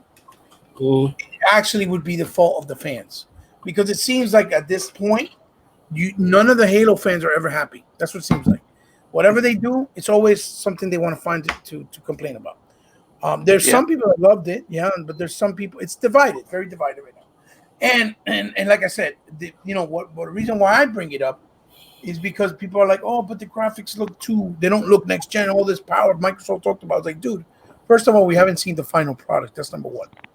Number two, the game has a deliberate art style and look. But you have to imagine that game running at a full-fledged, rock solid 60 frames with 4K native resolution, not 1080p, not 1440, 4K native, right? In a semi-open world or landscape, right? From time to time, with HDR, ray trace, and even Dolby Atmos surround, which adds to the experience with the music and the sound effects, right? All that combined is all being delivered seamlessly, right? Yeah, you saw some pop-ups. Obviously, it was because the game wasn't polished. It's an early build. But even if you saw, let's say, some pop-ups, but supposedly the SSD is what eliminates that with the speed, because open world games always load in real time constantly. So it's very demanding. That's why they wanted to go with a whole new GPU, CPU.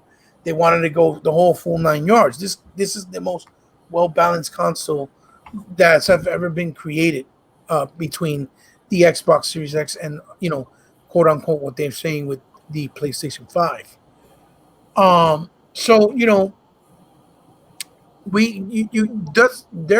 Plus these are supposed to be launch games, right? Yes, they've been working on it for years, but once they started working on the new hardware with the new dev kits, now they had to exercise that new hardware and try to balance it out where they're going to not alienate the existing community that's already on the X and the S and even the Fat, because it's a big game. It's their biggest game. So they don't want people to be like, oh, so I have to forcefully buy an X to play the game. So they still have to keep it within standards to be able to downgrade the game, to put it, or downscale rather, not downgrade, but downscale, so it could run on the Xbox One X. They know this. They know this. Some people don't even know this. They know this. They know this, and y'all gotta forgive Hebot. He being eloquent and trying to explain it to the audience, but like to the audience, just listening to Hebot's audience. I don't even care who podcast this is. If y'all don't know this, then y'all idiots.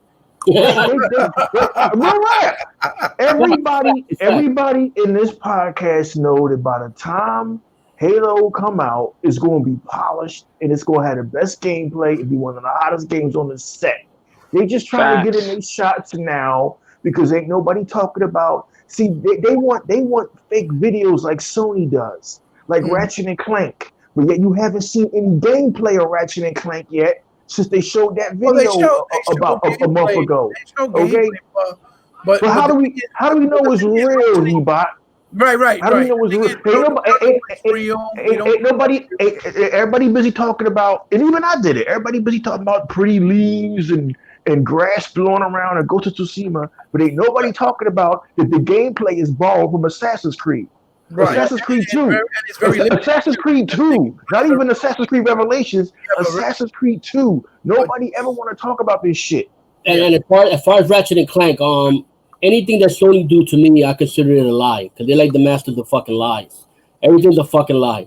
I can see a trailer. I can see, you know what? I can see a trailer. It look magnificent. Until I see the game, I say, you know what? That's a fucking videotape, Right, and they're running it like a cartoon, and they say it's a fucking game. So I don't trust. They done it before. They did it with Ghost of Tsushima. Yeah, you're right. Yeah, they fuck everything's a lie with them.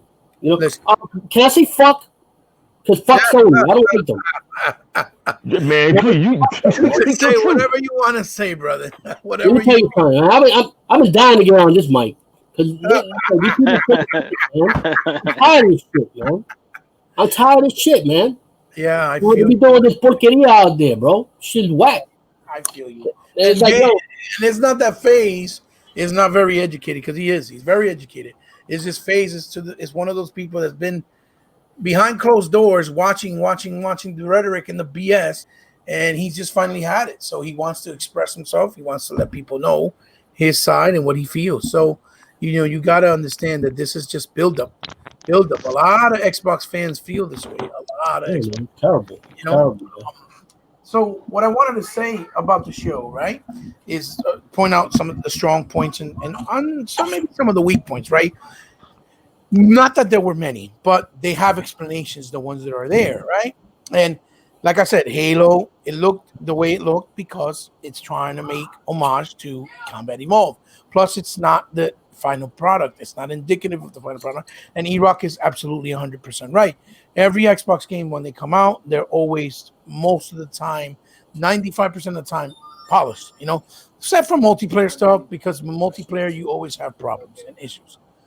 Because it is what it is. It comes with the territory. It's too much to control and too many different. That was one time. Crackdown 3. Let that shit go, y'all. Let that shit go. Yeah, I know. But I'm saying, like, even the connection. Xbox always delivers. Right. But the connection with Gears and stuff like that, because online is too broad of a spectrum to be able to control in all aspects. That's why those. Do Sony even have multiplayer games? No, they don't have. What the fuck are we talking about? Yeah. No, I'm just saying. Hey, I'm sorry. You know how we do, man. If these three well-spoken gentlemen wasn't here, we wouldn't be doing all this apologizing. I ain't apologizing for Xbox. Y'all niggas ain't even got multiplayer. So what the fuck is we doing? Speak the truth, man. That's true. Look, I made a video today about that, man. We it's okay to be. We need to be these unapologetic Xbox fans because in every other media, like those kind of funny dudes, I don't really know their names, I don't really watch them like that. But I know for a fact that they'll be the first one to say, I don't like Xbox. I'm a PlayStation guy. So why the fuck should we sit around here? Or why the fuck should every Xbox centric video have some kind of precursor where somebody's like, yes, well, I own a PlayStation, I play on Nintendo, So don't be too mean to me, guys. But I'm like, hey, if you're gonna talk about Xbox, they're gonna shit on you anyway. So just they don't care, and you're good. Yeah, when they speak dirty, they speak dirty. It's right. You're right. When you go in double barrels blazing, you don't get invited to the podcast with Mr. Boomstick and you get an Ash and Luca and all of them. See. We go in 100 legal. We go in guns blazing. Like, look. I'm not a neutral. I don't own any of the consoles. I had all the consoles before y'all was born. Mm-hmm. I don't have to buy another console other than Xbox. You can't make me. I'm an Xbox dude. If you don't like it, then I guess I won't be on your podcast. I don't care. This is a fuck no podcast to me. I'm happy being in the Xbox streets. Yeah. There you go. Baby, I'm in the gaming streets. I don't need that. Yeah. The majority of the people we earn real money, real jobs. Yeah. I don't know fucking internet fucking pennies and coins, man. Get out of here, man. There you go. Why we gotta sit and explain? Why we gotta sit and explain that Halo Infinite is an unfinished process right now? Y'all know that. Y'all know that. Y'all know that. And he about if your audience don't know that, fuck them too. Fuck my audience. Right. Oh damn, there's some of y'all. My bad. But listen, y'all know what I mean, right? Y'all know what I mean, right, guys? Absolutely. Yeah. Hey, this is why this dude is the Don King of Xbox. Yeah. So check it out. Oh man, it hurts me even when I laugh. I'm sorry, guys. Listen. You look. We got it. I want to go down like what else they showed, but what we didn't talk about also is what they didn't show, because that's the bigger question. Because all these people are saying, "Oh, they didn't show enough," but they didn't even show other stuff that were highly anticipated and that have a lot of potential. Like the Forza looked fantastic. Oh, but it's in early pre-productions. Yeah, because they're trying to rebrand the whole thing. That's why they called Forza Motorsports, not called Forza. Yeah. It's not even Yeah. called Forza 8. Also, Yeah. when they showed, we saw that Everwild. The Everwild looks like it's rare at their finest, That's doing their best. different in a new world with these beautiful animations. It almost feels like it's going to be the Series X brand new cameo when we had in the 360. That's what it feels like. And especially if it's an action fantasy game, forget it. It's going to be amazing. And it's nice that they're going back to their roots after they did something so different with Sea of Thieves, which is actually, very, very fun. Especially they took a chance. They went out there. Yeah, and it worked. It worked in their favor. It did. It really did. And so we saw, a couple of nice games, third party as well. They're going to be exclusives only on Xbox, and some of them are launching first on Xbox, then go to PC, because and some of them might go to PlayStation, obviously. But they're going to play best on Xbox more than likely, so it doesn't really matter. Like Spectre Part 2, you saw the Gunk, obviously. Yes. Medium for sure. I know they said several times, and so they did with the Scorn. They did with Bright Memory, Infinite Memory. They said that those games are going to be Xbox exclusive for console, and then they're going to PC. I don't think they'll go to PS4 or anything else for that matter, but especially on the Switch, because they're not going to be able to handle that. They can't downscale that. They downscale it. They try to downscale something like that. It's going to be retarded. It's going to look like not to interrupt, but for the record, they did show gameplay of what's the game? Not Scorn, the other one, the Medium. Yeah, the Medium. I don't know what the hell they're talking about. They didn't show no gameplay. Yeah, they did absolutely. Yeah, that was gameplay. They had a whole featurette after post show too. And I don't see a lot of games. It's a unique game because that game they got gameplay where you play split screen. You're playing two characters at the same time. Switches. That shit is crazy. It goes to screen. You're playing in 2 dimensions at the same time. Dimensions. And people got to remember, it's also the guy doing the composer for the game is the original composer of Silent Hill. So the music is going to be very fitting with the atmosphere of the game. Okay, so you got to keep that in mind as well. And that's coming out with the launch of the console. So Crossfire's, campaign looks like Crossfire. Come on, like speak on it. It looks like a Call of Duty on crack. It looks really Crisis. or Crisis. Yeah, it looks like Remedy's going all in, doing the first person story for the first time with the games mechanic and the story. It looks really good. That's going to be on launch as well. They showed also obviously Fable was obviously what people wanted and been waiting for. It's nice that Playground is actually doing it. Like they've been being skeptical about or speculating. But they've been speculating all this time. That looked beautiful. That trailer, if they're using that type of engine, the game's going to. Now we know. It was the worst kept secret, but now we know. How long we been asking for Fable, man? Yes, I was one of the main. I was one of the main dudes 4 years ago, really upset that they canceled Fable Legends because I played the beta, and I like Fable Legends. Yes. Yeah, I did. I liked it, and it looked beautiful. It really did. I tell people, it looked gorgeous. It was different, but it looked gorgeous. And the new narrative that I saw today. By the way, this is going to be the trending thing. They're trying to label Fable as an MMO, and they're trying to say that that's a bad thing because you can play Fable with your friends. That's a bad. No, but these guys already shut that down. Right. But you saw they tried.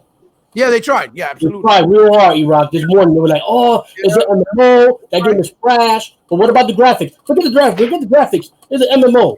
Yeah. Wow. Absolutely, they did. Anything we come out with. Whatever. They're grasping at straws because they don't got no more excuses, bro. Well, look, I think the best part of the show was that it was diverse, right? It was very diverse. Very diverse. And they kept their promise. They said it was going to be diverse. Now, the only thing that I feel was weak about the show was that it didn't show enough gameplay of each individual games, but it's because a lot of these games are in early build because the studios that they acquired, like Psychonauts 2, comes out next year, right? Mm-hmm. They acquired them when they had literally maybe 20, 12, 15 people. Once Microsoft hired them about a year and a half ago, they started building up the studios bigger and even making them their own offices and studios like they're doing with Ninja Theory. Ninja Mm-hmm. Theory is going to show you the process of making the game as they go along, the way they did with Hellblade. But remember that Ninja Theory is doing Hellblade on Unreal Engine 5. Unreal Engine 5 is not even finished. It's not going to be done until next October.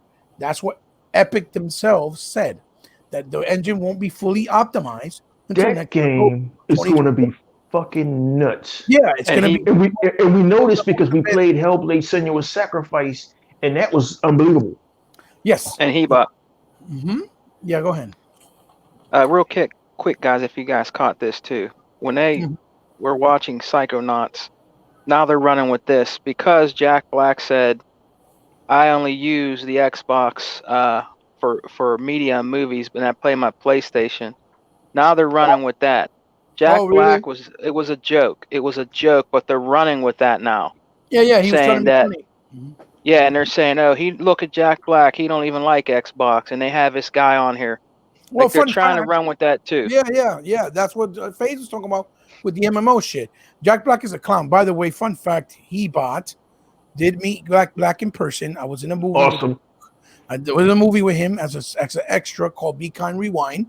Just Oh, that was my shit. Oh, I like that movie. I remember with that. Most Def. I mean, with what's his name? Yeah, most stuff. Yeah, Most Def, Danny Glover, Mia Farrow, and Sigourney Weaver. I was part of that production. I was, Wow. so anyway, Yeah, Hebot was in that. Yeah. you know, is multi-talented anyway. But anyway, so just want to throw that fun fact in there. I did meet him. Talk that shit, bro. Go ahead, man. No, he was a real clown, dude. Every time on set, he's just a funny guy.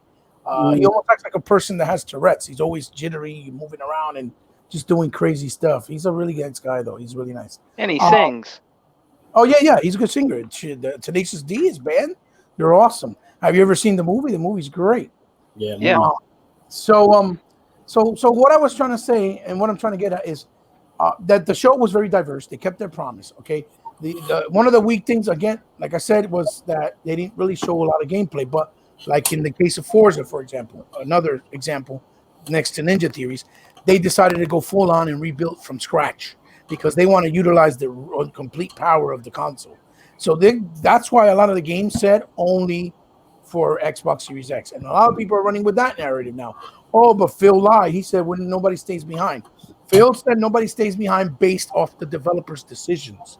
He never said off every game or every developer. He said based off the developer's decision. What does that mean? Well, that means if developers want to go bigger, broader, and bolder, and a lot more efficient, right, using the power.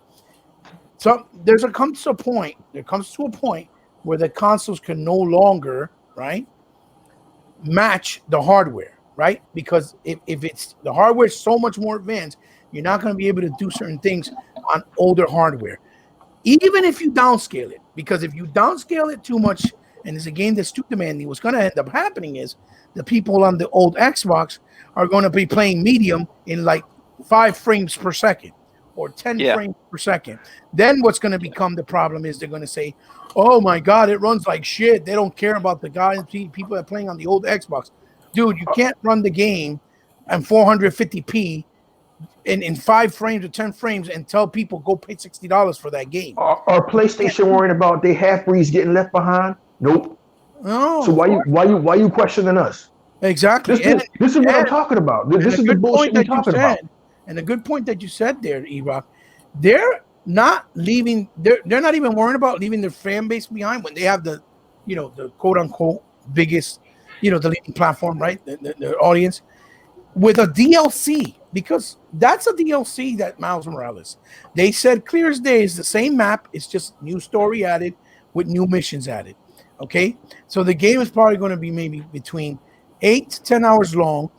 Half of that is probably all doing little side missions, and the actual in-game mission and the story that they added is going to be probably like 5 hours long, or maybe. And that's your launch lineup, man. Get out of my face with that bullshit. That's the launch game that they're expecting, because God Falls is from Gearbox is of time exclusive, right? But it's not one of those games that's going to gravitate to everybody because it looks like it's kind of like doing that multiplayer aspect, but it supposedly has a story.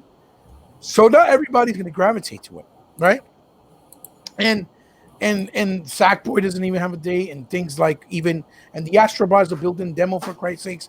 And then all the other games they showed, like Retractual and Horizon, those are 2021 or 2022, nowhere near the spectrum.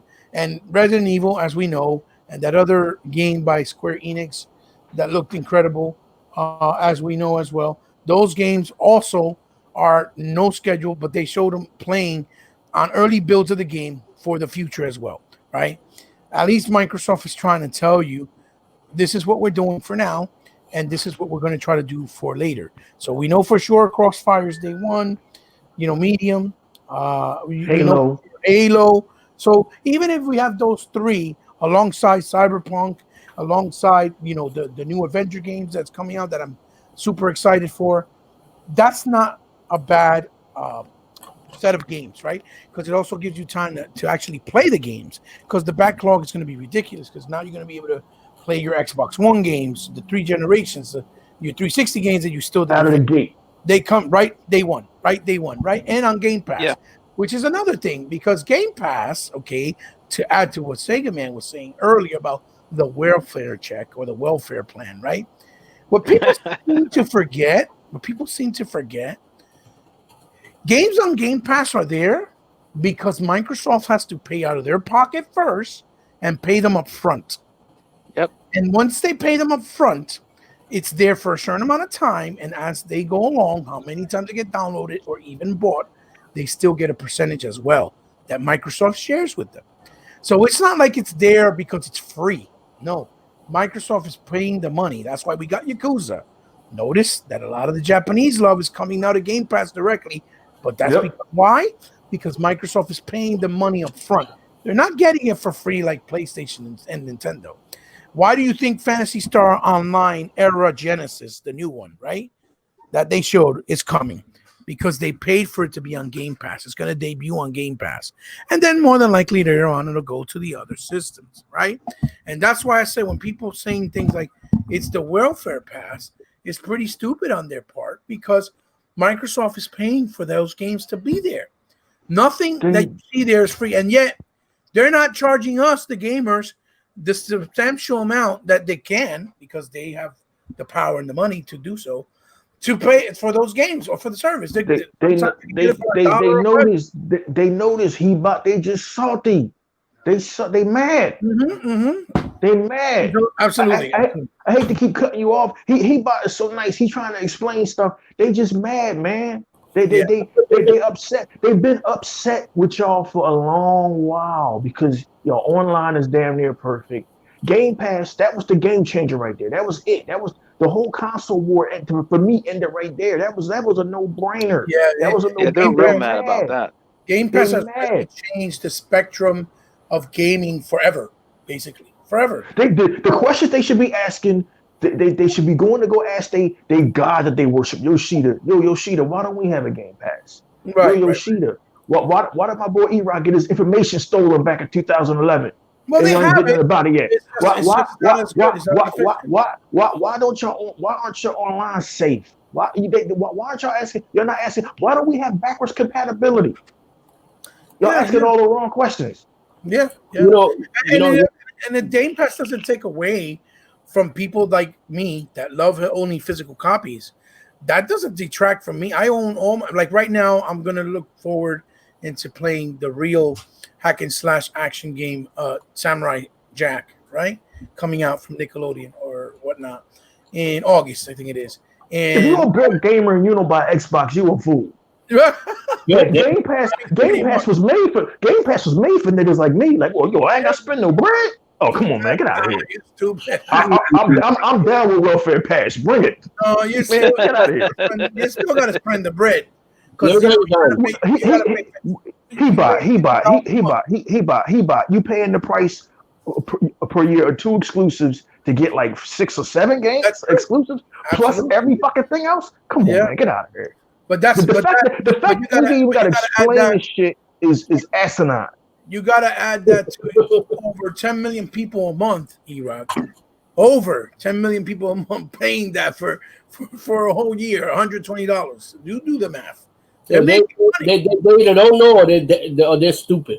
Because they know. It's everywhere. Come on. It's everywhere. Come on, man. They know. They absolutely. I know y'all like, man, we can't have E-Rock up in here no more. It's just, I'm tired of the fucking stupidity, y'all. I'm tired of the dumb shit. Yeah. You paying the price of 2 exclusives a year and getting fucking everything? Come on, man, get out of here. If you hating on that, you just salty. And the rap. Yeah. Well, I mean, look, they didn't even show yesterday what Initiative was doing. The Initiative is their big AAA studio, and they didn't even show that in the show. We didn't see anything from the guys who did We Happy Few, which we know they're doing something. They didn't announce any new acquisitions, which they already said they're doing more. They didn't show Battletoads, so they should have showed everything. Why? Nah, because Sony being a bunch of bitches. Sony being a bunch of bitches, and they got a show coming up in August. So they don't want to pay that one-up and shit. You got Microsoft played it. Did you hear the new rumor? I think they played it smart. Did you hear the new rumor? They're playing it smart. You know what I'm saying? Because Sony, they're expecting Microsoft to shoot their load, and there are multiple media companies on the job to change and narrate stuff. Because if you think they don't own all these media companies that own websites, a lot of these clickbait sites, I'm pretty sure are owned by a lot of these fucking companies that are owned by Sony because they're a media company anyway. As soon as something like this happens, as soon as they shoot their load, they'll find a way to flip it. And then you got the non-profit Sony pony fanboy faggots. They're gonna fucking flip things around too. All right. So in a way, you know what? I'm glad. You know what? They got to spread it out. And I even seen people, they try to flip it around. Oh, Xbox is so bad. Why don't you release the price already? Why don't you tell your company to release the price and stop worrying about the price of the motherfucking Xbox Series X? Do what focus on your shit. You still focus on what we doing. This my nigga right here. Phase. Phil woke up, man. Phil is on to y'all now. Phil is on to y'all. He on to us. Xbox. He on to the PlayStation. He on to us now, dude. He know what's up. Dude, what Eric Greenberg tweeted this morning. He said, he tweeted. He put on Twitter. He said, we still got more bullets in the chamber. Right. Exactly. And guess what? What's up? Guess what I heard? I heard that after the Xbox show, supposedly, Sony's going to show a new trailer of the new God of War to combat that. Oh, gee. I wasn't surprised. What? I'm tired. I'm tired of burying the songs. I don't want to see this shit. Right. I don't want to see this shit. I want to see regular game. I want to see that shit. Dude, we didn't even. I mean, look. We have a lot to look forward to, but I'm pretty sure a lot of the reasoning Xbox is doing what they're doing is because of that. Because they're holding their cards to the chest because they know how Sony is and E-Rock and unparalleled, unlimited productions rather. They're right. They're absolutely right with when it comes to them, how they always like to downplay stuff, and the minute that Sony does something, they try to use it to counteract or downplay whatever Microsoft does. But we know this. So the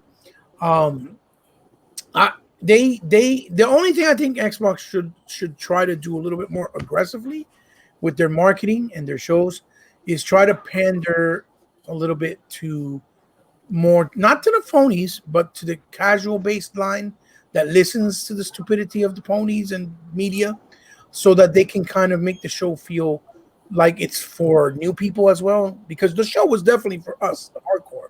And FaZe was telling me that earlier, and I see his point, because that way they can drive a lot more people in. But at the same time, I think the game's gonna do the talking, especially once they did that. Yeah, they did that. Have y'all forgot the 2000s when they had Cirque du Soleil out there and motherfuckers jumping through hoops and little kids playing Connect with tigers and butterflies and shit? Everybody jump in, and everybody hated that shit. So what Xbox does now, they just show you the games. What the fuck is it that y'all want? What is it that y'all want, IGN? What is it that y'all want? crap gamer. What the fuck is it that y'all want at this point? See, it's to the point now where Crap gamer Xbox won't guys click, are definitely won't. frustrated. It's to the point now where we like, you know what? We coming at y'all throats. And I'm gonna be coming at y'all. I'm gonna be coming at y'all throats because we tired of this bullshit. What do y'all want? Xbox did everything y'all want. They got rid of the elephants. They got rid of the Cirque du Soleil. Don Matrick is out of there. They showed y'all games. What is it that y'all want? We know what y'all want. Y'all want to praise Sony. Well, I'm not gonna fucking do it. Y'all can't stop Xbox. Xbox is making billions per quarter. Xbox showed you games. They actually got more games coming than Sony right now. Nobody talking about that. Nobody talking about that, right? And I was surprised that damn Ryan McCafferty had to shut that PlayStation war up today. I was like, yo, you finally did your fucking job. The media ain't ever going to do their job. And because the media didn't do their job, that's why all these little crumb side YouTubers like me showed up on the scene because somebody needed to get Xbox's voice out there. Xbox. I'm not trying to be adversarial tonight, but Xbox, they did all of that. They did all of that. They did all of that. Everybody hated it. But what I'm saying is, not to the fanboy haters, but to the casuals that don't know. But he bought. Hear me out. Yeah. Fuck the casual. Here's where I say fuck the casuals, because the casuals are followers. Thank you, my dude. You're right, Unlimited. You're right, Unlimited. They follow to Nintendo, then they follow to Sega, then they follow to the PlayStation 1, to the PlayStation 2, then they follow to Nintendo. I mean, the 360. Then they follow to the PS4. They're just going to follow whatever's popular. So don't waste your time. Don't waste your time and money on people who's just going to play Madden, Call of Duty, and FIFA on whatever is popular at the time. Anyway. Right now, they outweigh us. That's what I'm saying. To keep the cash flow coming from all angles. But you're right, absolutely. I mean, but Xbox making money, and Xbox One is making more money now. And they don't have the same casual market they have with the 360. Right. So I mean, Sea of Thieves crossed 15 million players without them. Exactly. Without crap gamer and Zaire. We don't need them. Yeah. Mm-hmm.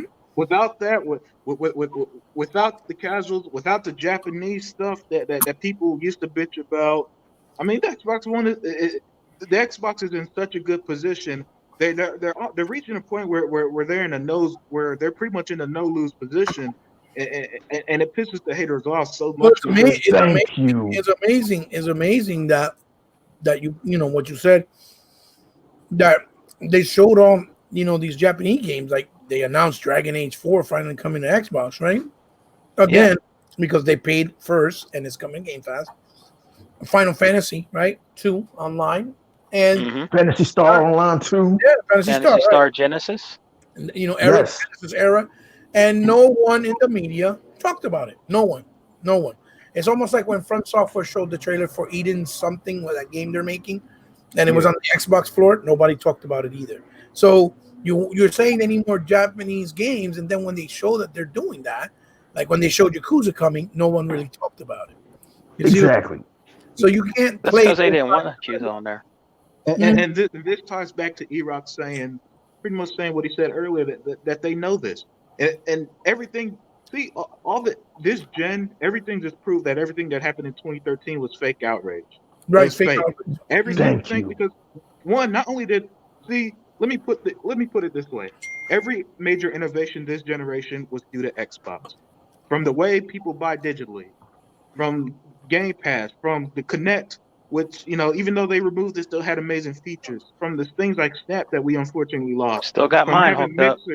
Right. From Mixer just being flawlessly integrated, where they used to that show could have been done in 4K yesterday if Mixer was still around. We lost so much shit. All major innovation this generation was due to the Xbox, and we got a variety of games. And what happened?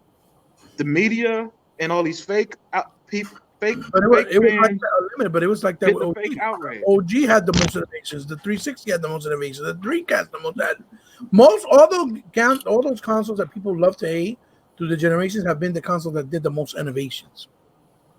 If you look back, and guess what? And guess what, man? Go ahead. They better pray, because Microsoft can afford to take a loss. Sony can't. So if this PlayStation 5 doesn't do well, they're in trouble. Yeah, they You have know, to. Everything has to. Sega man. Everything happens for a reason. Sony has been in trouble. They've been in trouble for at For a least 6 years when their own Japan stock market downgraded their stock to junk. So what Mhm. happened was everybody got all nostalgic, right? IGN, all the media, all the papers, all the fanboys, and they said we're going to prop Sony up no matter what because Microsoft can take the hit. They're too big to fail. We have to save Sony. We have to save Sony. Now, yeah, E-Rock, what are you talking about? You're openly admitting that the video game industry is full of people that are fake and paid off. Hello? Didn't we Mhm. just find out that Rotten Tomatoes was crooked? Didn't we What? yeah. just find out that Metacritic was crooked? We just What found out. more proof do what am I lying? What No. Yeah, more proof do no, we no, need? you're right. Right, You're ain't lying at right. all. What more proof do we need? I mean, it was a dude that came right out on Rotten Tomatoes and said, "Yes, I'm an aggregated reviewer. Yeah. We got paid to give Captain Marvel good reviews, and we were influenced to give DC movies bad reviews." He just fucking came out and admitted this shit. Yeah. Now we found out 2 weeks ago from Jeremy from the Quartering that over 47% of the Last of Us reviews were We're bots. bots. Yeah. Mhm. What fucking more do we need to know now to know that all of that shit in 2013 was fake outrage, like Unlimited just said? But if you hear him speaking it, him just being by himself, oh, you're just a salty X-bot. No, man, the facts are out there now. You can't escape the shit. Yeah. Y'all Yeah. bias has been so fucking loud that when we called it out, y'all didn't want to listen. Now you gotta know something's up. So Xbox, they're in a position now where they can't fail. So these guys, they gotta try to stop them, but they can't stop them. So how do they do this shit? They get on the media, they try to downplay it, and the way to take the steam out of some shit is to ignore it. But see, Phil and them are smart now. They've invested so much It's come money in full circle. Microsoft. It They've has. invested so much money in Xbox that they can't fail now, and that pisses people off. And they hate the fact that y'all on this podcast trying to up Xbox.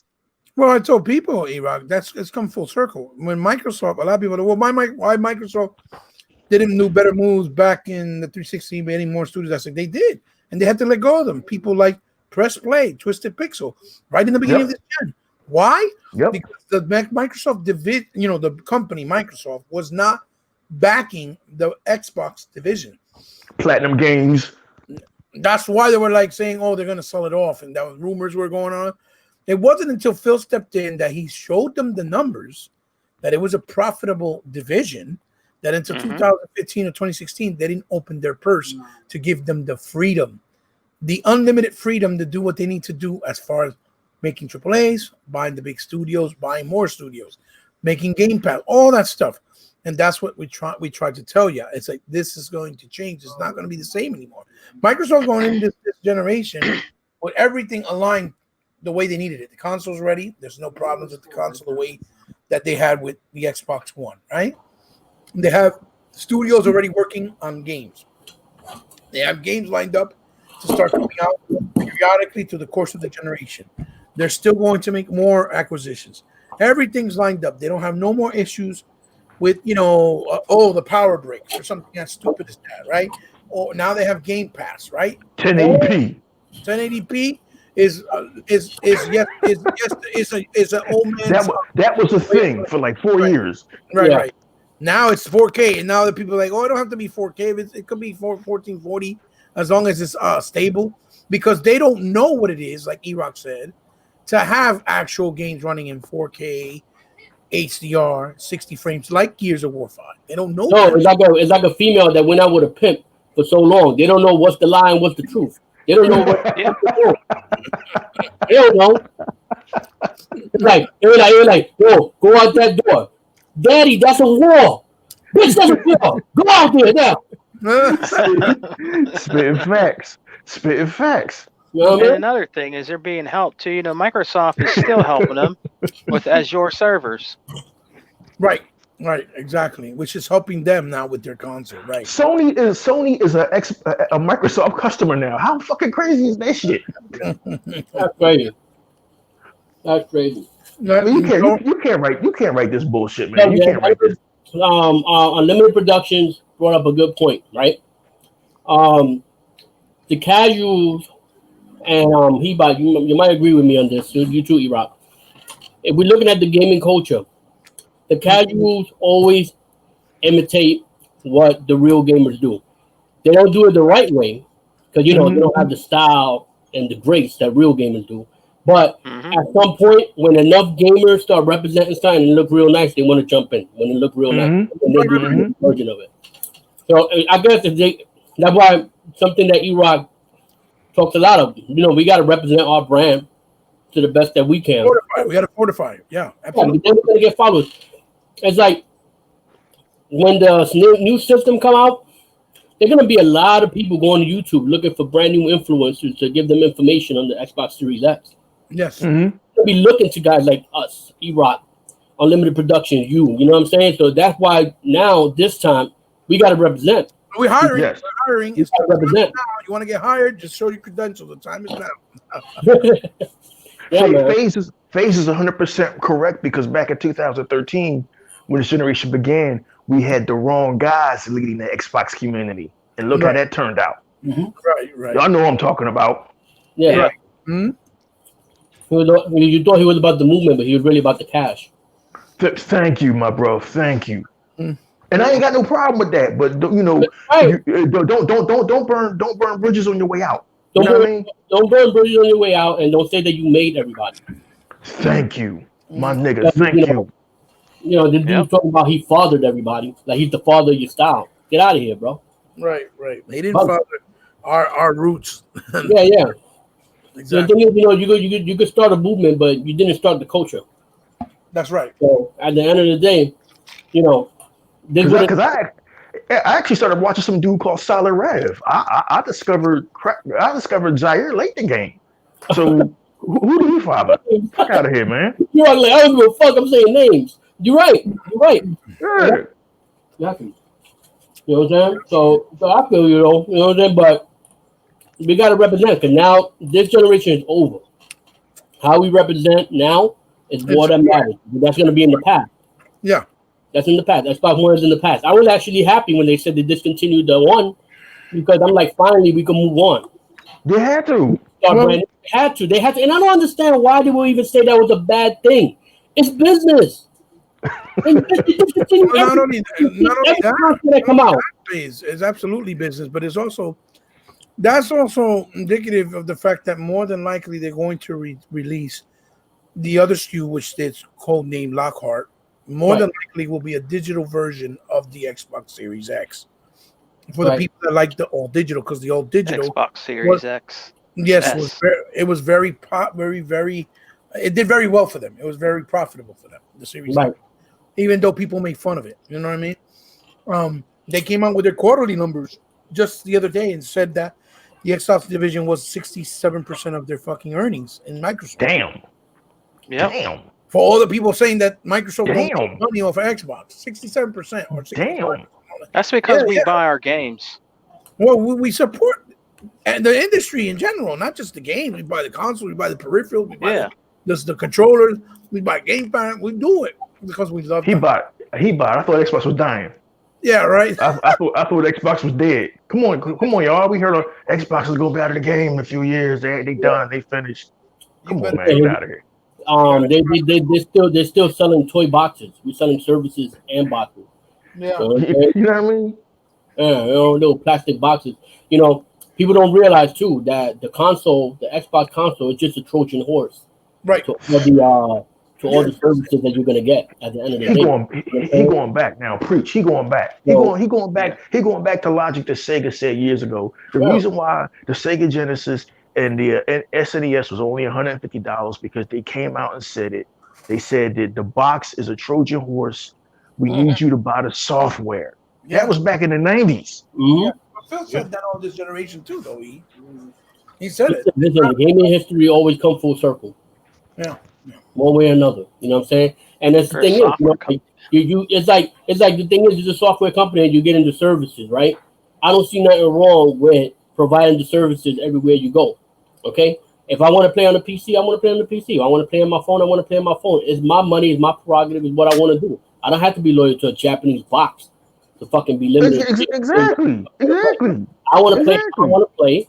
It's my choice, and that is what I want to do. If you want to try to shame me for playing, I'm sorry. I'm playing Xbox games on PC, not PlayStation You'll be games. playing those PlayStation games too on PC because they're Oh going to no, copy Microsoft. you know what? And you know they don't got shit to talk about because whenever you talk about Series X, you still talk about Ghost of Jack Crap. Yeah. Ghost of Tsushima, which is hey, look, I ain't going front. That game is beautiful. That game is beautiful as hell. But if you watch the gameplay, if you watch the game, that's why. yeah. You know what? I finally peeped it today. I was watching another guy's video. I was like, yo, man, where'd them pretty ass orange leaves go? Where the fuck is this guy? What's this bullshit you showing here? That's why. You should see all the people. Y'all fooled me. Y'all tricked me. Putting up pictures of the game with photo mode, which you can completely alter everything. It's not indicative at all of what the game actually looks like. It's terrible. Mm-hmm. That's why I hate photo mode. I say it's all about the screenshot, baby. Didn't Digital Foundry do something on the game where the character was walking on air? Yeah, yo, he was walking up a hill and his feet was going through the ground because the collision detection in the game is fucked up. Yeah, and that's a finished product. That's a finished product. Mm-hmm. Yeah. That's some serious slippers, man. So, guys, look, we're going in already in 2.5 hours. I know we've had some technical difficulties, but that's what you do when you have growing pains, when you're away for a while. Plus, I'm really starting to get really to the point where I can't handle it anymore with my pain sitting down. Yeah. Sorry, man. No, not at all. Nobody here has to apologize because we can. If I was feeling better, we could talk for hours. It doesn't matter to me. We're real gamers. We're talking about things the way that E-Rock said, with logic, right? The way it's supposed to be done. That's how I always try to brand my platform, to be educational and be with logic, not with the dumb stupidity that really has no merit or weight to it, right? So I guess what I want to ask before we start heading out is, so I'll start with you, Unlimited, from what you saw yesterday, what you were most excited about to get your hands on, obviously, and what you hope to see in the next showing, probably the next show. Like I said earlier, State of Decay 2 is one of my favorite games this whole generation. So State of Decay 3 is up there. Same with the Return of Fable.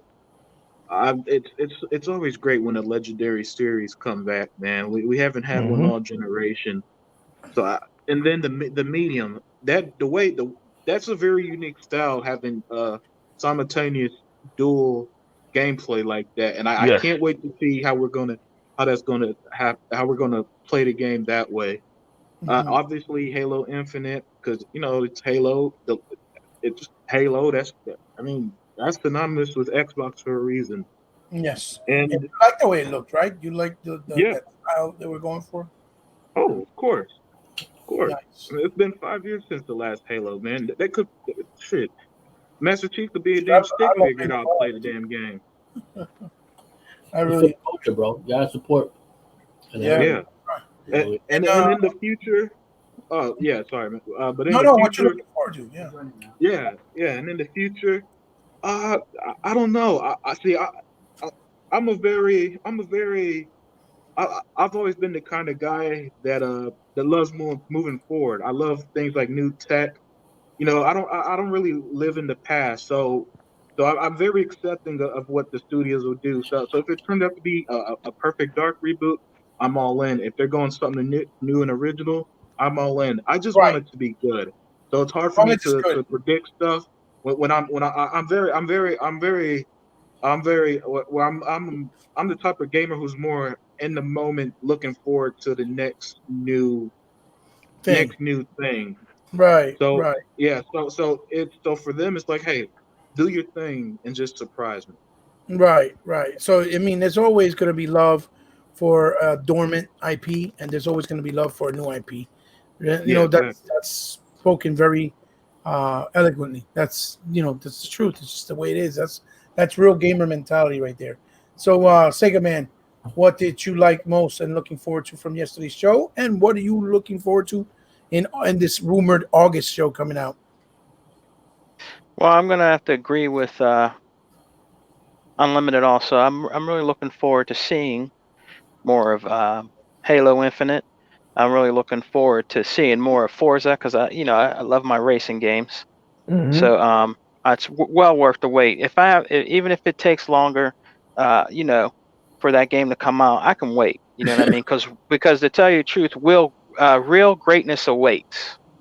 Mm, You know what I'm saying? So mm, that's on our system. real. So you know what I'm saying? So I would like to also see. I don't know if it's going to happen, but one of my most all-time favorite games of all time was on the OG Xbox. I would really like to see if they can bring back Mech Assault because that was one of Wow. my, I love one that. of my favorite games. Right. So Yeah. Yeah. It's I very. mean, that would really be nice to see that, man. Yeah. Absolutely. You know what I mean? And some more Absolutely. shoot 'em ups. You know what I mean? I like those shoot 'em ups he bought. Sir, and you both. Every I'm with every you. one you told me, I bought them all. I want to see more. So Yeah. Right. Well, they have a but really nice idea at Xbox game that they showed. I'm sorry, during the what is it? What is it? during the pre-show, that the guy looks Uh-huh. like a Viking or a barbarian, and it looks really, really good. It's like in 3D, 2D, and they Yeah. show. I forget the name of it. I have to look it up and let you guys know, but it looks really good. It's on the showcase reel that they do where they showed Tunic because Yeah. finally Tunic is coming out. That looks pretty good Yeah. too. Tunic. Yeah. Um, And I can't wait to get my all-time, in my opinion, my all-time favorite shooter is Gears of War. right. So Yeah.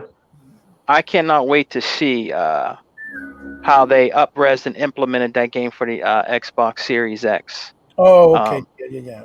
You know what I mean? So I can't wait to see that, man, because I'm a big Gears head, and I'll even try Gears Tactics. I'm not really into tactical games, but I'm gonna give it a shot when it comes out on the One X here. Here's You know what I'm tactics. saying?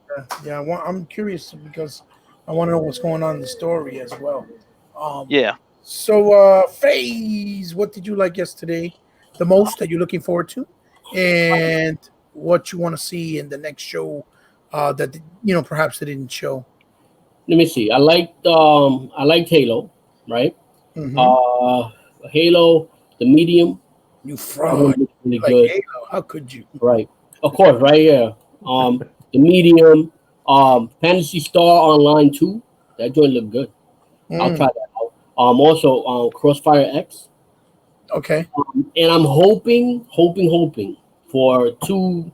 If they could resurrect two franchises, would be like Sega Man said, Mech Assault, because that's one of the games that made me an Xbox fan. And Yes. even though the community was super toxic back then, I remember they used to call me birds and everything. But I liked it. I was like, I ain't scared of y'all crackers, Then, what's Choice the other of one? words, face. The choice of words, so amazing. Yeah. Oh, I'm sorry, man. I'm sorry. Yeah. No. Yeah. Anyway, so Mech Assault, and I would love to see Brute Force resurrected. Oh Yeah. wow, he Brute went Force. back. Brute Force. Damn. Yeah, 2003. Brute Force. Yeah. that's a good one. Brute Force. Yeah. I like Brute Force. I did. Yeah. I thoroughly. That joint was tight. Dude, Brute Force today with online multiplayer, 3-player co-op. Be Come on. sick. Yeah. Didn't Bungie do Brute Force? No. No. Who was it? I forgot the name of the developer, but it was somebody else for sure. I can't Somebody remember. big too. Damn, At the time, they weren't well known, but now I think they're well known. If I'm only not, a true Xbox dude would even remember Brute Force. God damn, that's going back. yeah, Yeah. Brute Force. Brute Force is fire, bro. That game. Yeah, is I fire. liked it. I enjoyed it. I love playing as the reptile dude. Yeah. So yo, E-Rock, you held it down for me this afternoon or this evening, right? Because you started becoming me. And that's good because that means I rubbed off on you the right way.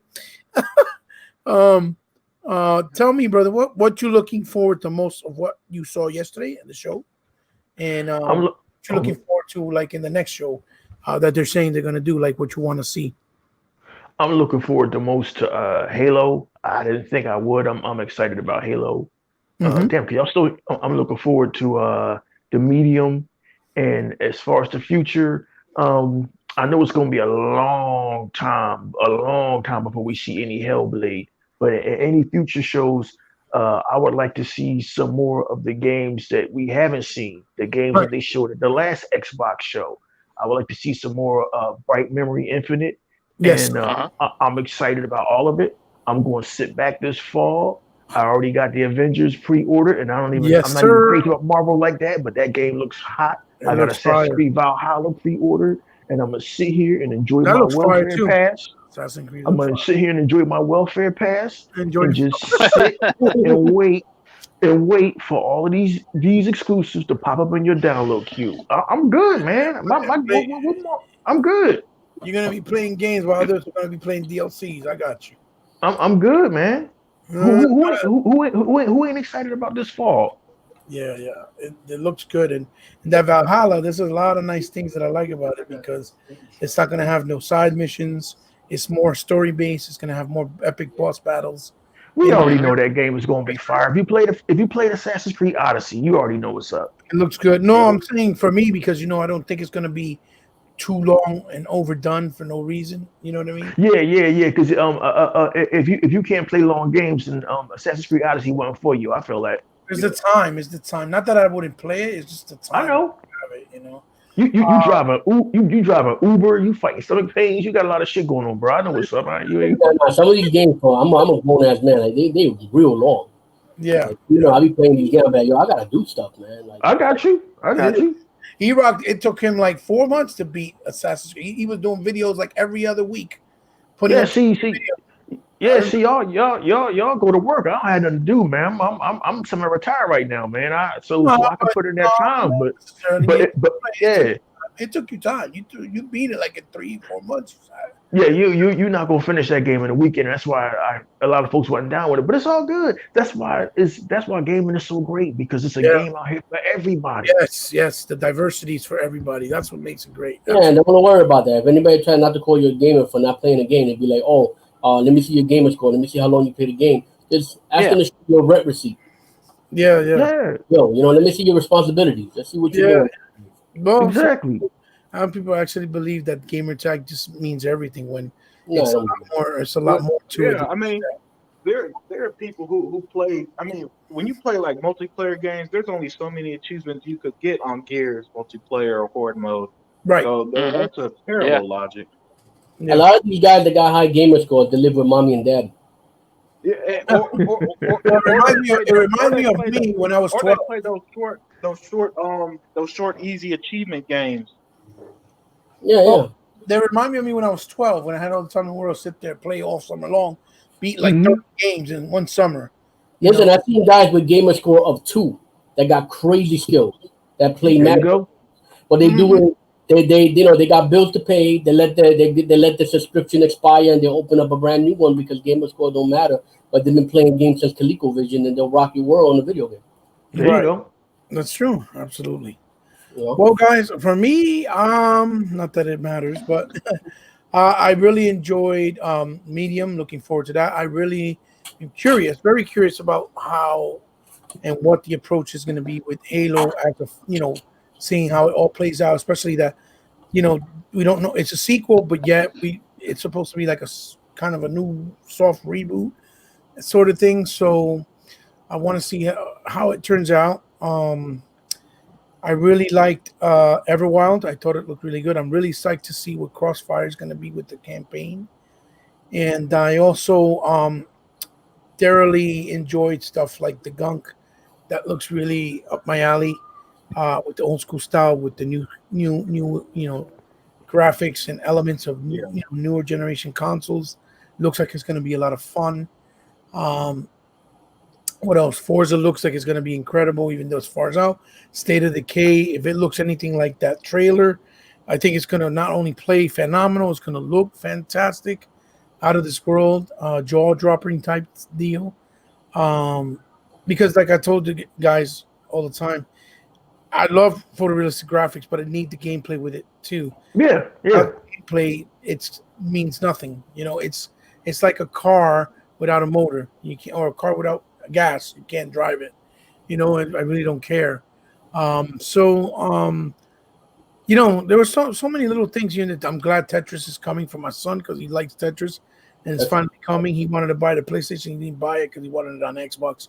So now it's finally coming. So he's getting Tetris Effect, and that's cool. I like that. I'm glad that they finally went back to Fable because I was really disappointed that they didn't support or let go of Fable Legends because I actually liked the beta that I played. I thought it was really good and looked beautiful and played really nice. I'm glad that they're trying to go back and giving it another shot because it's what they need to do for nostalgia because a lot of people love that franchise as well. Uh, and it's nice to go back and revisit stuff. And for the next show, like Erock said, I want to see, maybe we'll see maybe a little bit gameplay or something more in depth of Hellblade. I want to see my Battletoads finally come to fruition. I don't know what's going on. I hope it's not something that they're going to think about canceling because I was really looking forward to it. Um, and I also want to see the initiative game or at least the trailer or sneak peek. That'd be really nice.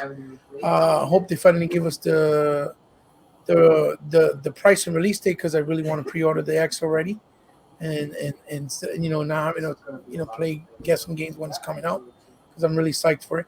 I hope they do like a stealth release where it comes out actually earlier than people thought, so that Halo can have a lot more time to shine and don't get overwhelmed by games like Cyberpunk or anything like that.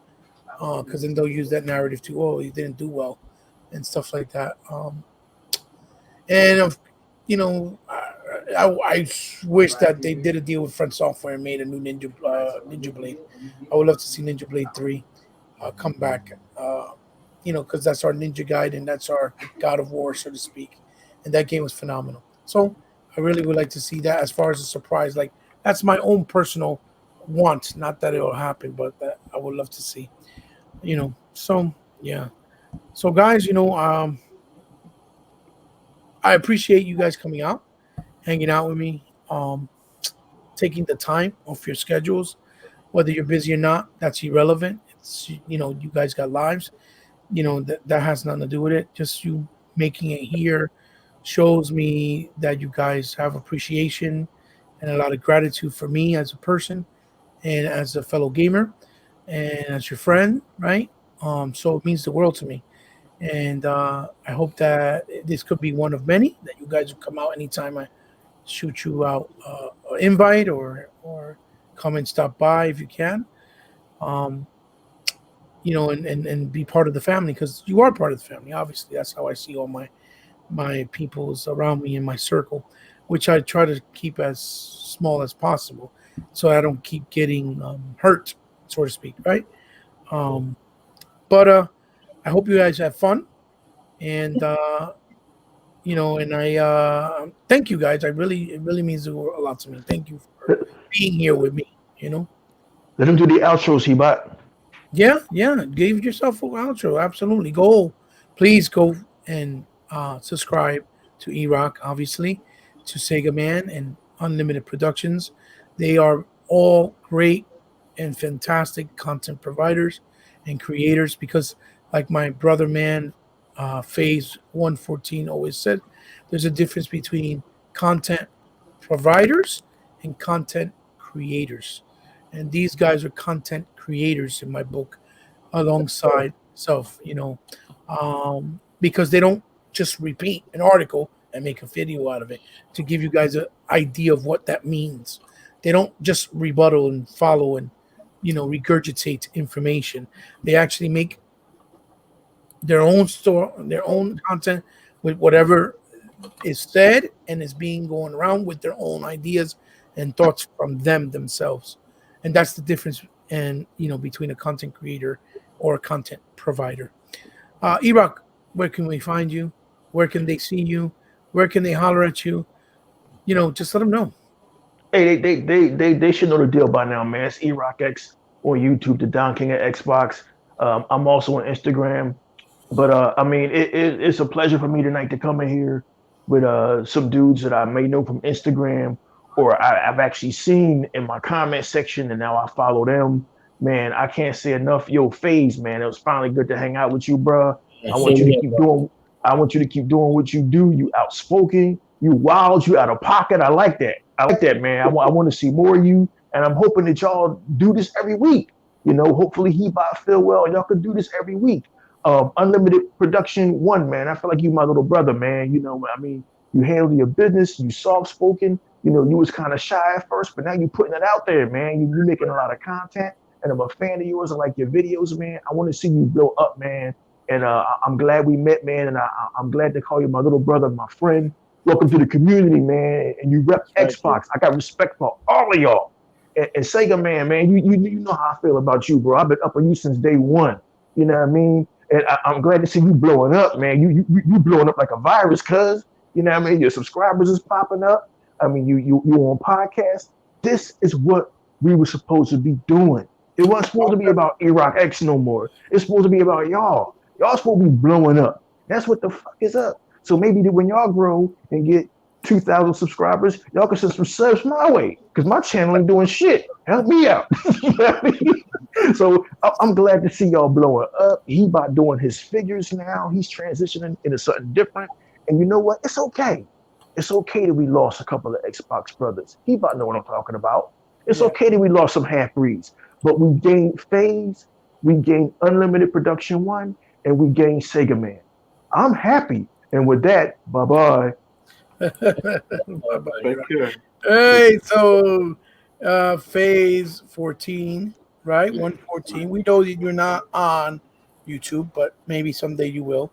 So But you definitely on social. So tell people where they can find you on social if they want to rock out with you. you can find me at Instagram, Phase114. I'm currently building that up right now. Just getting some content up there. I'm gonna start putting more gaming content, more Xbox content. I'm looking to do little different things. Not too much that I'm gonna talk about right now. Yeah, I don't want no ponies copycatting. But you know, I'm working on some things behind the scene that we all gonna shine. You know what I'm saying? Oh yeah. And yeah, it's an honor doing this. You know what I'm saying? Hebot, you know how I feel about you, my brother. And guys like E-Rock and Figure Man, you know. I pulled you by the ear and got you in here. That's what I needed. Yeah, man, you gotta give people their flowers while they're here. You know what I'm saying? Yeah. And the thing is, regardless what anybody say or hate or whatever, you are influencer, you know, in Xbox community. You know what I'm saying? Things that you say do move. People move and they buy and they purchase and they know how to, you know, you guide people in a certain way. You know what I'm saying? When in the video game industry. So thank you for that, E-Rock. You know, you're the realest out there. You know what I'm saying? And Sega Man got mad knowledge. I want to explore more of his collection. I'm gonna go Yeah, to man. all the videos. You know what I'm saying? And Unlimited Productions, his videos is top notch. You know what I'm saying? Thank you guys for having me here, man. I appreciate it. Oh, thank you for for making it out here because Oh, thank you, Holmes. like I told you guys a long time ago. And told you, FaZe, I wanted you to podcast for a long time because I know what you had to offer, and I'm pretty sure whoever views this, right, or has viewed this, will see that, and they're gonna see why I was so adamant about it. The same way I was adamant about Sega Man and E-Rock when I reached out to him to be around our circle because E-Rock was in a position where he should have been top tier, just for lack of a better term. He should have been with the big dogs already because he was there, but he never really had the right people around him to give him that to let him hang on and hold on to him and bring them with him is what I'm trying to say. To follow the stupidities like clickbaiting and to be fit in, quote unquote. But I've always tried to make E-Rock part of whatever I've done in my brand. He knows that, or at least I try. So the distinguished gentleman over here by the name of Sega Man, let everyone know where they can find you and where you are available at. Oh man, they killed him. They got him about it here. He Only trampled him. That's it. All right. No, he's there. Oh. Sega Man, are you there? I'm here. Yeah. I'm here. Oh, there he I'm is. here. Let them know where they can find you, brother. Let them know where they can find you. All right. Sega Man 101. You can find me on YouTube. And I want to say and give a shout out to FaZe. I really like this brother. I liked everything that he had to say today. It was fire, man. And I hope maybe someday you can, maybe get a YouTube channel. I'll be one of the first ones to subscribe to you, brother. Damn You know what I straight. mean? Yeah, man. I mean, I like his swag. You know what I'm saying? In these Xbox streets, He and angry. yeah, and He's knowledgeable. Unlimited. He's very, and Unlimited, man. I mean, Unlimited does great videos, bruh, Yeah. on Yeah. unboxings Yeah. and everything. Man, it's just great to watch his videos and see what he picked up. You know what I mean? Like collector's editions of games and different things like that. And to give a shout out to, the man, the Don King of Xbox, E-Rock X. And man, I'm gonna tell you what, man. The reason why, real quick, before why I like E-Rock is because he gives it to you raw, and he just tells you the truth, and he will put your ass out there. You know what I mean? If you're faking the funk, you know what I mean. So A second man. A we second need man. somebody like that. All in 240p. In It don't 240. even be. It don't even be a high definition, dude. No, Yeah, even. right.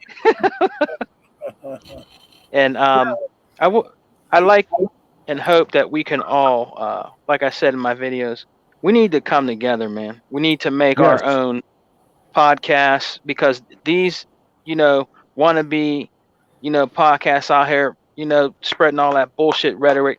We need to really come together, brothers, and do and try to at least do, some podcasts together and just keep it going, man. Because true people that are true Xbox fans need to hear our voice, and the people that are not going to lie to them and tell them the truth and give them the knowledge about Xbox. You know what I mean? So we really need to try to do that, man. You And know what I not mean? turning And against each other because of a difference of opinion. right, right. Well, Not no, turn against each other, definitely, because well, of difference of opinion, man. this is the time to start letting yourself loose, because, like we all said, it's a new beginning, and when there's a new beginning, there's new opportunities, and there's new voices. I mean, ears to be found, and it's good for the industry, right? Because it's just going to keep Yeah, growing. Right? It's just going to yeah. keep growing. So, Sega I'm Man, glad you did this, Ebot. I'm glad that you did this podcast with us, man. This is just one step, and we're just gonna, keep it going. Whenever you can, I'll be there. You know what I'm right, saying, to do a podcast with you, man. So, right, you just hit me up. I'll be there for you, brother, like I always am. right. So, Well, I've always told you that it's always an honor to have you on, and that's why my yeah, my choice for my podcast was the title was "We Got Next" because that was the right. term used in the arcades, right? Whenever Yeah, we were fighting and somebody local, the next person goes with the quarter and put it in flip on the top of the right.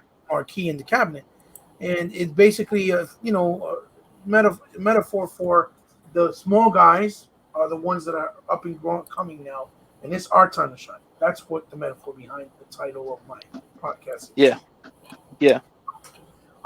Then, obviously, to my distinguished guests, right? My distinguished guests, that I'm so glad he took the courage, he took the time to share with me and with my brothers here to make it out. And I hope that it's one of many. You're welcome here anytime. You are family, in my opinion, or for me, Um, you like I said, your channel is really good. You're doing really good stuff. People need to pay attention to you.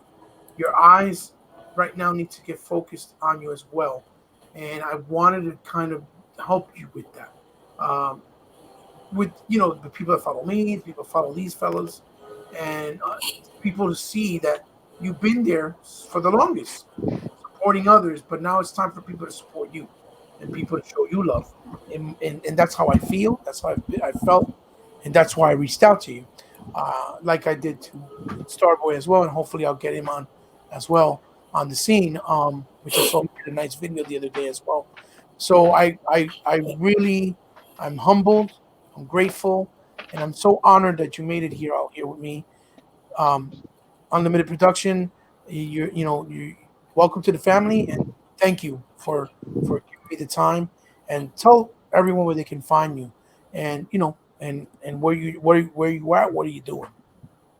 Yeah, yeah. You can find me in my YouTube channel, Unlimited Production One, and JesusZilla over on Twitter. And I also want to thank each and every one of you for having me today. Because real talk, if it wasn't for E-Rock and Hebot putting it in my ear to do podcasts, I was just gonna do my little bullshit videos and keep it gaming. Just do my little videos and then, because I do a lot of gameplay videos, unboxing, and I was just gonna keep doing that. And it really wasn't until like E-Rock was really the first person that really put in my ear before I really got a chance to speak with Hebot about doing podcasts. Night Bay. Yeah, and and then and then Sega Man, and then you got guys like Sega Man and Hebot, who I found y'all through because I don't go back, because y'all were mentioning like Crab Gamer, all that shit. I don't go back that far. I remember there was 100 who I really started to watch first, and he mentions all of y'all all the time. And so I would literally just go to find y'all channels after watching him, and that's how I found Hebot, who has a lot of gaming knowledge, Sega, who has an amazing collection, or E-Rock, who's just off the wall opinionated. Phase, man, I interact with you here and there on Twitter, and it was really really great to hear you speak so passionately. So this was a great experience, and I'm truly grateful for y'all. I'm truly grateful for the Xbox family and community, and that's why I try to do things like have these positive videos and do shout outs and all that stuff. And once this COVID stuff ends, I want to do more giving back and more game and give away games and all that stuff when I can. That's cool. Nice. Thank you. You guys can hear me, right? Yeah, we can hear you. Yeah, I had my damn fucking power over here went out. I'm on the computer. I'm in on the phone. So, guys, there you have it. That's yeah. Can you hear me? Yeah, we can hear you. I say if you Okay. can hear me. No, so guys, Ebot there you have talking? it. I can't hear Yeah, him. I'm talking. Tell them to come in and out real quick.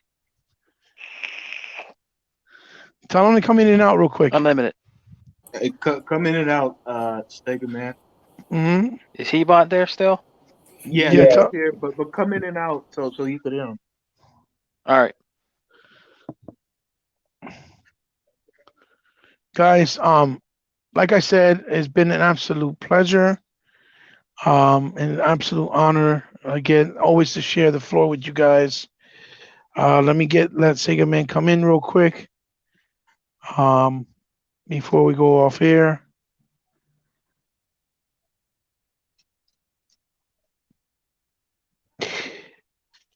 Oh boy. So what I'll try to do is maybe I'll try to do these at least Every 2 weeks, he about keep their names out there. Phase and Unlimited right and Sega right Man. at least Get them at out there, least man. every I'm two here. weeks at maximum, at least every 2 weeks, because it's also depending on my health, people. I'm being I got really you. honest. I Because got you. Yeah, I hear you. here's one of the problems I'm having. One of the problems I'm having is I have spondylitis. What spondylitis is a really severe arthritis in the spinal cord. Okay, and when I sit down for too long or stand up, the only thing I can really do is lay down without really Uh-huh. discomfort. For when I sit down for too long, I feel like my back, like my Oh, back. they got him. No. Ebot? I'm here. I'm here. I'm here. Yeah, Can you hear me? I Yeah, I feel can hear you. like my back is basically like my spinal cord is being crushed with a I got you. vice. Okay, I got you. and this is the pain I'm feeling, and I feel this every day. I'm feeling this every day unless I take my meds, and I I have got to you. take the meds heavy. And when I take them, I get really messed up in other complications. Like I get nauseating, I get diarrhea, I get I vomiting, got you. and sometimes disorientation. Yeah. And it's been really hard. I've been like this. The symptoms started like maybe 3 months ago, right? But at the same time, I'm having problems in my side where I can't even lay on my side because it messes me up.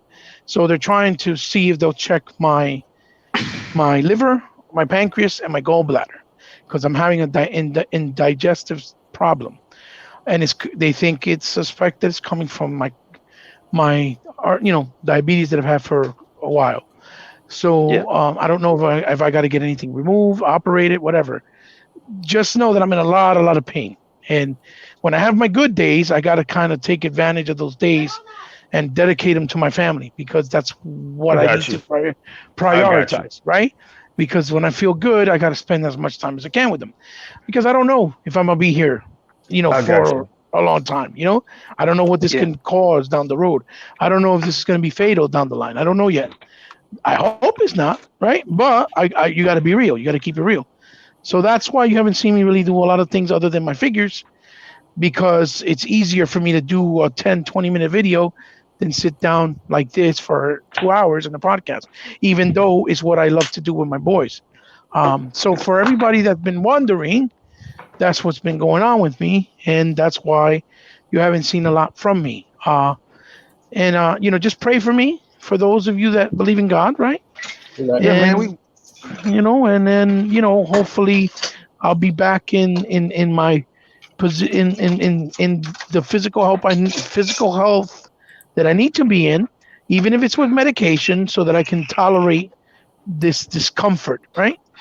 Um, and it's been hard on my family too, because I can't really help them, and they've been helping me basically. So, that's what's going on with me, guys. Not that I've tried to ignore or tried to put you guys on the wayside, right? No, No, I no, knew that. man. No, We yo, know man. that. Yo, take Hey, take take Hebot, care. Take care we of know yourself that. first, Yeah, man. we know that, Hebot. I just wanted to give you guys more detail, because I know a lot of you guys are concerned. You reached out to me, and the only thing I can do to be fair is at least let you know. And I don't care if it's on air, because, like I said, we're family here. So guys, like I said, I'll try to do it every 2 weeks. If I need to be every 3 weeks, at least we'll do something. But try to keep you guys out there, and try to keep us in the awareness, especially with this new generation coming in, and just have fun. Just have fun doing it. So thank you for those coming in later and that were here before, for joining me. And We Got Next. I hope you tune in again and listen to it later on if you didn't while we were on air. Love you guys. Go subscribe to my fellow brethrens, and I'll see you guys in the next one. Remember, Xbox for life, like a sickness that cannot be cured. That's my saying. That's my slogan. Don't get triggered, people. It's just gaming. It's all in good fun. All All right, guys. right. Peace, Peace. brothers. Take Peace. care, Peace, guys. brothers. All right. Peace. All right. Take care, everyone. Thank you again. All right. Take care, guys. Take care. Peace.